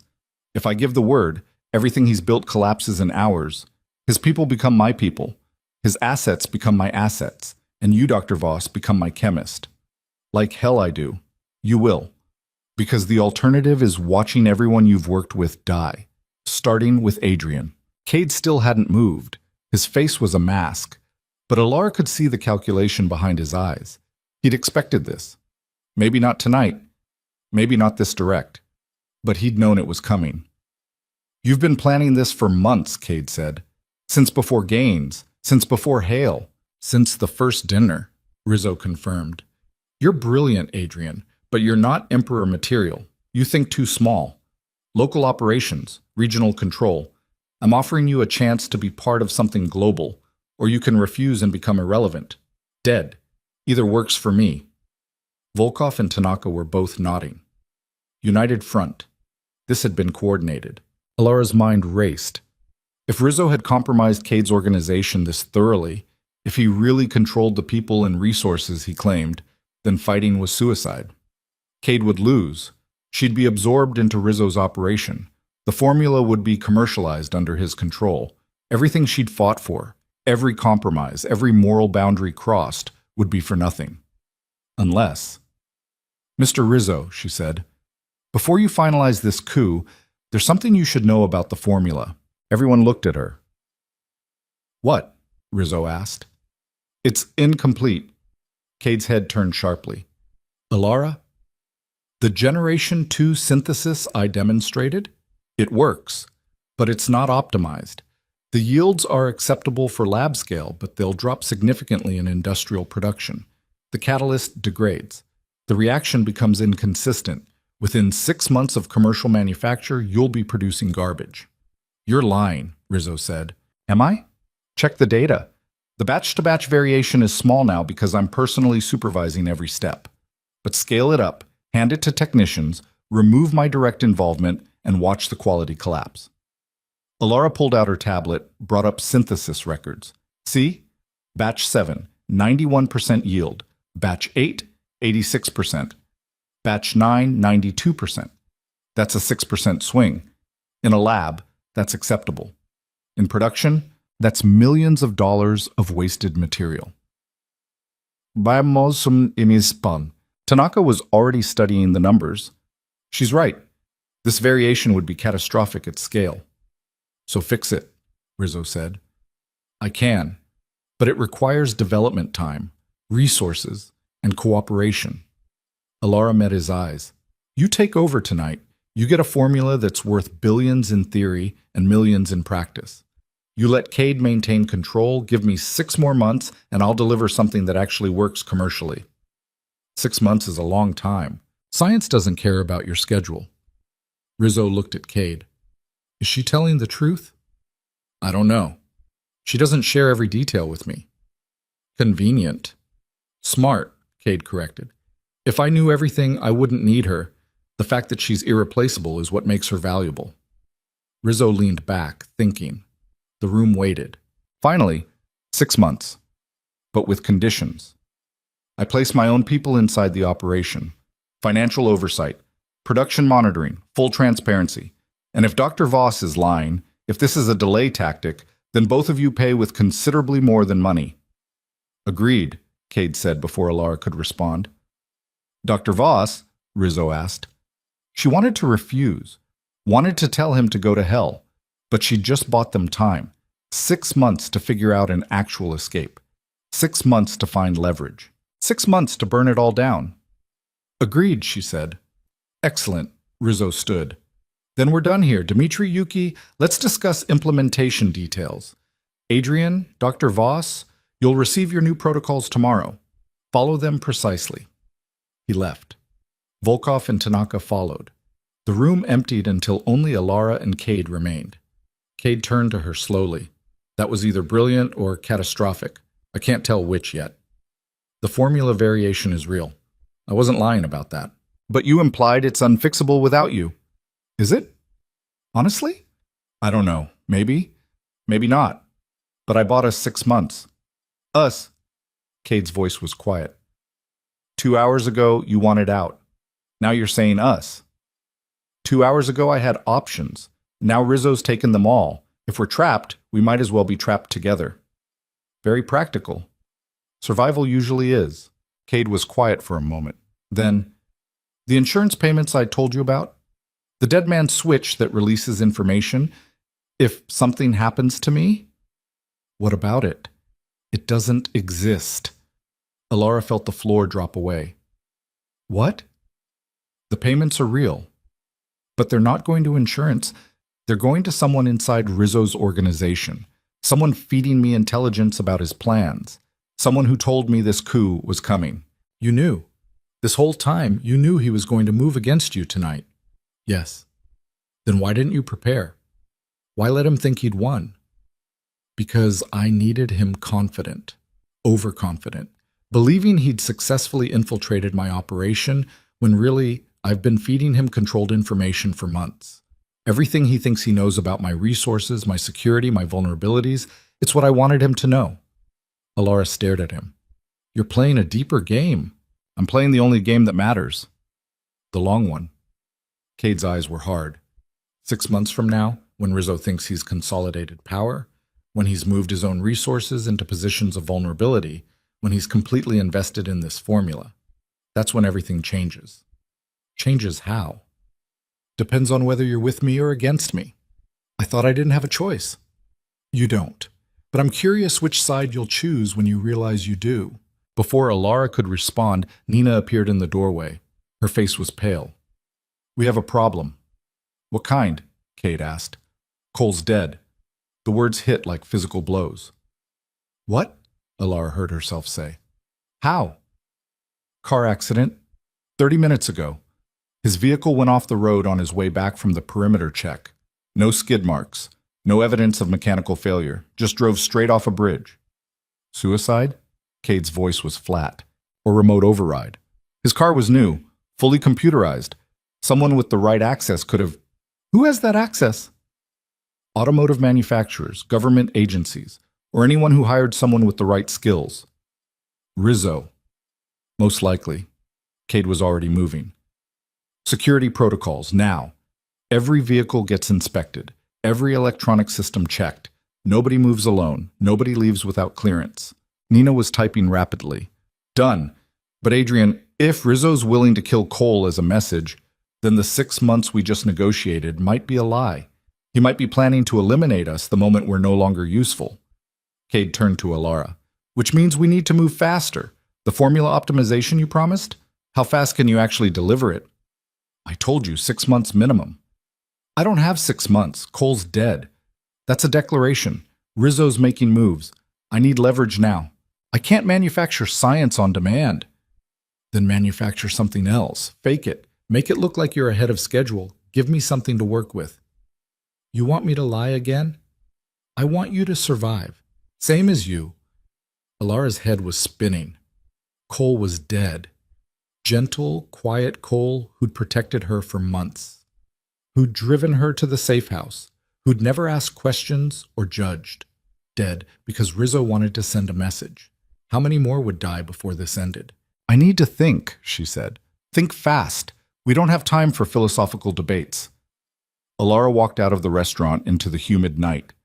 The rain had started again, heavy, relentless, turning the street into a river. She stood under the awning, letting the noise wash over her. Her phone buzzed. Unknown number. Cole's death wasn't an accident. It was a test. Rizzo is measuring Cade's response. How he reacts will determine whether you have 6 months or 6 days. Alara's hand shook as she typed. What should I do? Trust no one. Not even Cade. He's using you the same way Rizzo wants to. The only difference is packaging. Then who do I trust? Yourself. Your science. And when the time comes, me. Why won't you tell me who you are? Because if you knew, you'd try to save me. And I don't need saving. I need you to destroy them all. The message deleted itself. Cade emerged from the restaurant. Are you okay? No. She wasn't okay. Nothing about this was okay. Cole was a good person, she said. Yes. He didn't deserve to die. No one deserves anything. Things just happen. That's a bleak philosophy. It's the only honest one. They stood in the rain, not touching, separated by about 3 feet and an infinite gulf of mistrust. What happens now? Alara asked. Now, we go back to the penthouse. You work on the formula. I work on keeping us alive. And we both pray we're faster than Rizzo's timeline. And if we're not, then we die. Together or separately, doesn't matter much which. The car pulled up. Different driver. Cole's replacement already in place. The machine kept running. It always did. They drove through the rain-soaked city in silence. Alara watched the lights blur past and thought about Cole, about Sarah, about Victor Hale, about Marcus and his dead sister, about all the people consumed by this formula, about how many more would follow before it ended. When they reached the penthouse, Nina was waiting with updated security reports. Threats assessed, vulnerabilities mapped, countermeasures implemented, all very professional, all very useless if Rizzo had truly compromised the organization as thoroughly as he claimed. I'm going to the lab, Alara said. It's nearly midnight, Nina pointed out. Science doesn't sleep. She took the car to the lab facility. Her replacement security, a woman named Torres who looked like she could snap Alara in half, came along. They rode in silence. The lab was dark, empty, exactly as she'd left it that morning. Alara turned on the lights, booted up her workstation, and stared at the synthesis data. The formula variation she'd told Rizzo about was real, but it wasn't unfixable. She'd already solved it 3 weeks ago. The optimized synthesis was sitting in her encrypted files, fully documented, ready for production. She'd kept it hidden because something had told her to hold back, to maintain leverage. Now that leverage was the only thing keeping her alive. Alara pulled up the files, reviewed the data. The optimized process was beautiful. Consistent yields, minimal variation, perfect for industrial scale. Everything Rizzo wanted, everything Cade needed, everything she could use to destroy them both. She copied the files to 3 separate encrypted drives. One she hid in the lab, one she kept on her person, one she uploaded to a cloud server using credentials that existed only in her head. Insurance. Then she started building something else, a variant of the formula. One that looked identical to the optimized version but contained a subtle flaw, a degradation pathway that wouldn't manifest for months. By the time anyone noticed, production would be compromised. Millions of dollars wasted, reputations destroyed, the perfect poison pill. It took her 4 hours to code the chemistry correctly, to make it look natural, inevitable, like an unavoidable consequence of the molecular structure rather than deliberate sabotage. By 4 a.m., she had 2 versions of Generation 2, the real one, and the weapon. Her phone buzzed. Cade, come back to the penthouse. We need to talk. Alara stared at the message, then at her screens, then at the 3 encrypted drives. She pocketed 2 of the drives, left one hidden in the lab. Then she went to face whatever was coming next. The penthouse was dark when she arrived, except for one lamp in the living room. Cade sat beneath it, drinking something that looked like whiskey, wearing the same clothes from dinner but disheveled now. Human. Sit, he said. She sat. Nina's gone, Cade said. Left about an hour ago. Didn't say where. Isn't answering her phone. Alara's stomach dropped. You think she's defected? I think something's wrong. Nina doesn't disappear. She's been with me for 6 years. Loyal, reliable. And now she's ghost. Maybe Rizzo got to her. Maybe. Or maybe someone else did. Cade drained his glass. Everyone has a price. I thought I knew Nina's. Apparently I was wrong. What are you going to do? Find her. And if she's betrayed me, kill her, same as anyone else. Just like that? Just like that. Cade looked at her. You're surprised? I'm tired of being surprised. At this point, nothing you do would shock me. Good. Because I need you to do something that's going to shock you. What? I need you to approach Rizzo directly, without me. Without security, just you and him. Alara's blood went cold. Why? Because he trusts you more than he trusts me. You impressed him tonight. The way you stood up, the way you negotiated. He sees you as independent, pragmatic, someone he can work with. You want me to defect. I want you to appear to defect. Convince Rizzo you're done with me. That you want to work directly with him. Get inside his operation. Feed me intelligence. That's insane. That's survival. He'll see through it. Not if you sell it properly. And you're good at selling. You sold him on Generation 2, sold him on the 6-month timeline. You can sell him on this. Alara stood. No. No? I'm not doing it. I'm not walking into Rizzo's territory alone. I'm not playing double agent in a game I barely understand. I'm not... You're not what? Willing to do what's necessary to survive? Because that's what this is. Rizzo is moving. Cade is compromised. The only way through is intelligence, and you're the only one positioned to get it. Find someone else. There is no one else. Cole's dead. Nina's gone. My organization is either disloyal or dead. You're all I have left. That's not my problem. Cade stood, moved close. Yes, it is. Because if I fall, Rizzo owns you. Completely. Forever. At least if you're feeding me information, you have leverage. Options. A chance. A chance to get killed. Better than a certainty of slavery. Alara wanted to argue, wanted to find the flaw in his logic. But he was right. If Cade went down, she was exposed. Vulnerable. Rizzo would absorb her and everything she'd created, unless she positioned herself first. If I do this, she said slowly, I want something in return. Name it. The contract. The one that says you own my work if I die. I want it voided. Now. Tonight. Witnessed and legally binding. Done. And when this is over, when Rizzo's handled, I want out. For real. No strings, no obligations, no ownership clauses. Complete separation. Cade studied her. You'll have it. In writing. In writing. He pulled out his phone, made a call.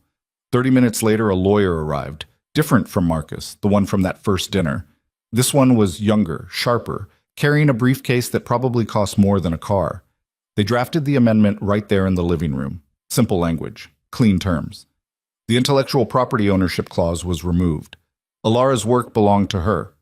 When the Rizzo situation was resolved, she could walk away. She read it 3 times before signing. Cade signed without reading. The lawyer witnessed, notarized, departed. There, Cade said. You're free, pending one small detail. Rizzo. Rizzo. Alara looked at the document in her hands. Legal freedom. Contractual independence. Everything she'd wanted since the moment she signed that first agreement, and all it cost was one more gamble with her life. When do I approach him? She asked. Tomorrow. I'll set up the meeting. Make it look like you requested it, like you're reaching out behind my back. And what do I tell him? The truth. That you're tired of being caught between warring criminals. That you want stability, protection, a chance to actually do science instead of playing politics, that you'll give him the optimized formula in exchange for safety. He'll want proof. Give him some, not the full optimization, just enough to demonstrate progress. Make him hungry. Alara thought about the two drives in her pocket, the real formula and the poison pill. Okay, she said. I'll do it. Cade nodded. Get some sleep. Tomorrow changes everything. She went to the guest room, lay down fully clothed, stared at the ceiling. Sleep was impossible. Tomorrow she would walk into the lion's den. Tomorrow she would lie to the most dangerous man she'd ever met. Tomorrow she would bet everything on a gamble she didn't fully understand. But tonight, alone in the darkness, Alara understood something else. She wasn't Cade's pawn anymore. She wasn't Rizzo's target. She was the weapon, and weapons decided where they pointed. Her phone buzzed one last time. Unknown number. You're making the right moves. But remember, when you meet Rizzo tomorrow, he'll ask you one question. A test. Your answer will determine whether you live or die. Choose carefully. What question? You'll know it when you hear it. And Alara, trust your instincts. Not your logic, your instincts. The message deleted. Alara closed her eyes and tried to quiet her mind. But all she could think about was Cole's empty chair, Sarah's car crash, Victor Hale's desperate smile, Marcus's dead sister, all the ghosts that followed this formula. And tomorrow, she would walk into the darkness and risk becoming one herself. The only question was whether she'd come back, or whether the darkness would finally claim what it had been hunting since the moment she'd whispered those fatal words. That's the wrong compound.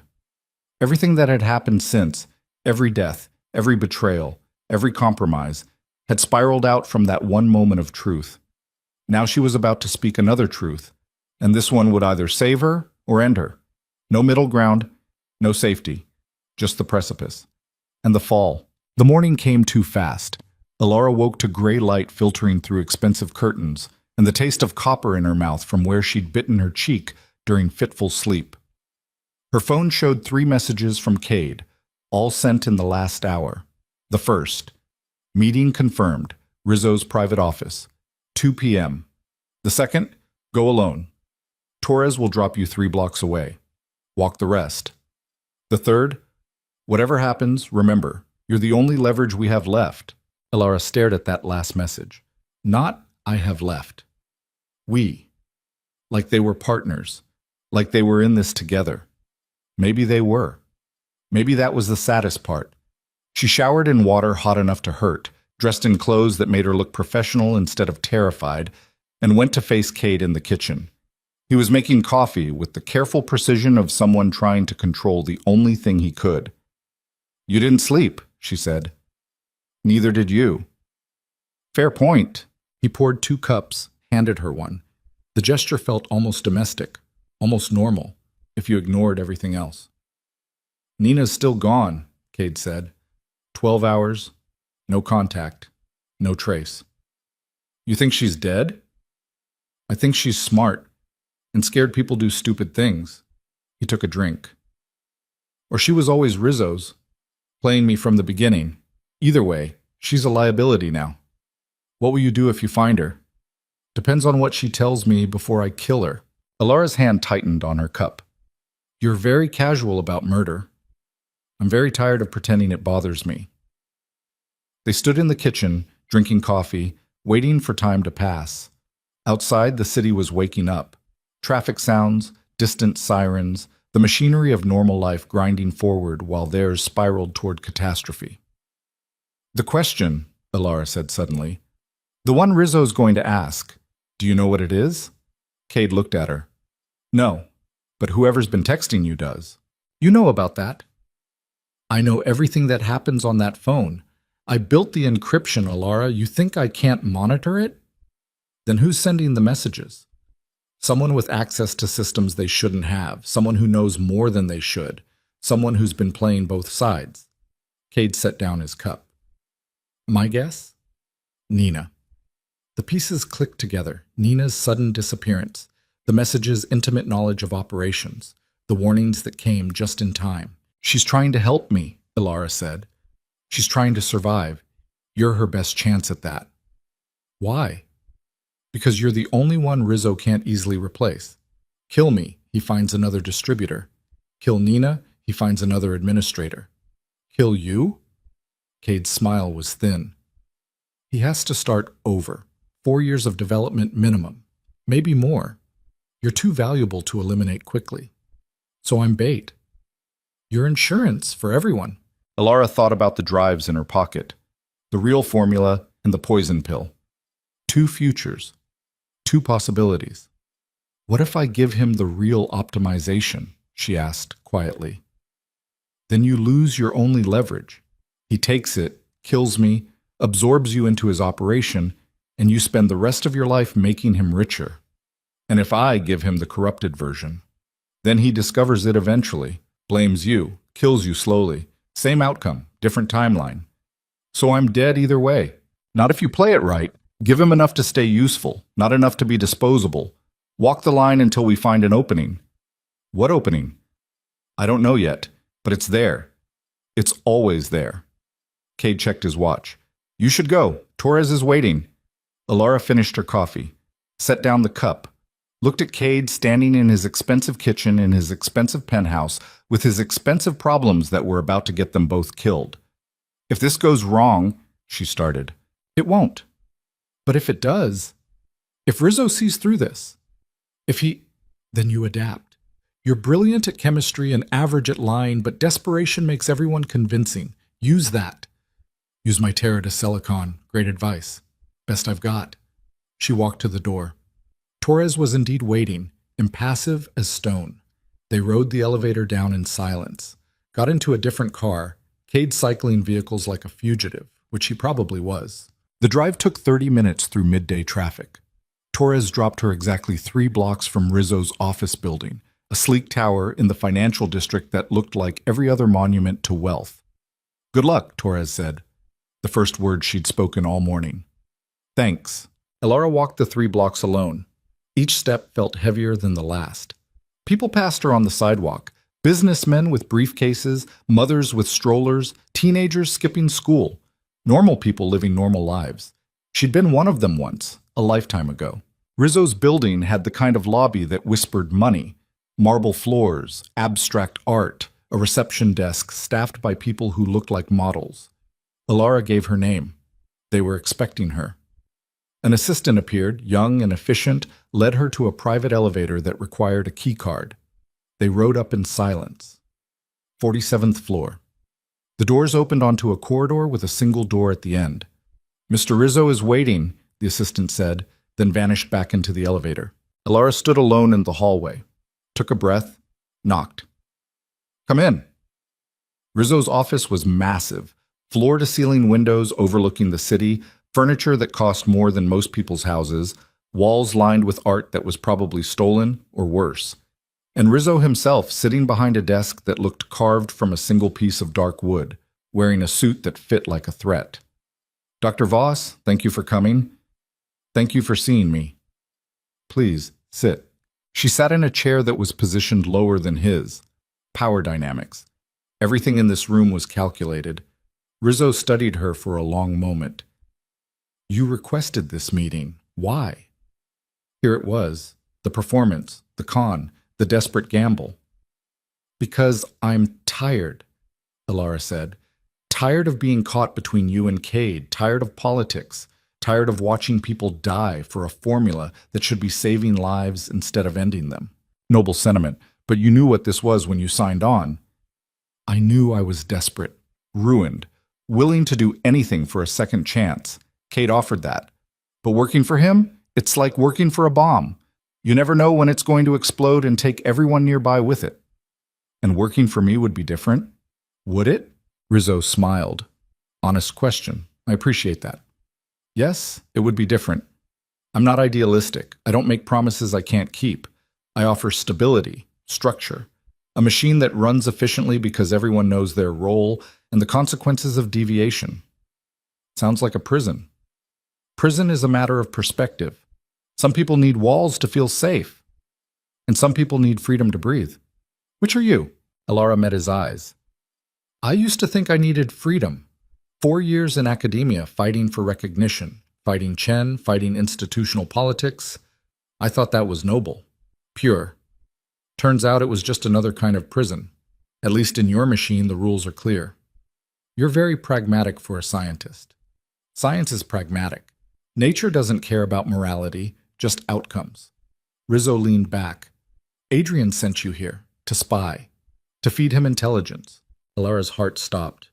No, don't insult me with denials. Of course he did.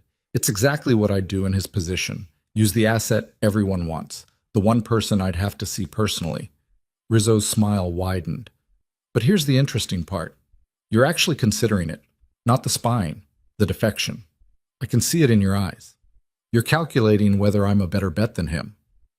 This was the test, the question Nina had warned about. Everyone's calculating all the time, Alara said carefully. It's how we survive. Indeed, so let me make the calculation simple. I'm offering you a choice. Real choice, not the illusion Adrian trades in. Work for me, directly, exclusively. I'll triple whatever he's paying you, give you better facilities, better security, and most importantly, I'll give you something he can't. What's that? A future. Adrian's organization is collapsing. Maybe not today, maybe not this month, but it's dying. I've hollowed it out from the inside. Within 6 months, he'll have nothing left except pride and corpses. You can go down with him, or you can step off the sinking ship while there's still time. And in exchange? The optimized formula, the real one, not the 6-month timeline you sold us at dinner. I know you're further along than you admitted. Give me the complete synthesis, today, right now. And this nightmare ends. You get money, safety, and the ability to actually practice science instead of playing survivor. Alara's hand went to her pocket. The 2 drives. The 2 futures. This was it. The moment everything hinged on. Give him the real formula and betray Cade completely. Become Rizzo's chemist, survive in a gilded cage, or give him the poison pill and buy time. Maybe weeks. Maybe only days before it was discovered. Or do something else entirely. Before I answer, Alara said, I have a question. Ask. Cole. Adrian's head of security. Did you kill him? Rizzo's expression didn't change. Yes? Why? To demonstrate resolve. To show Adrian I could reach his people whenever I wanted. To accelerate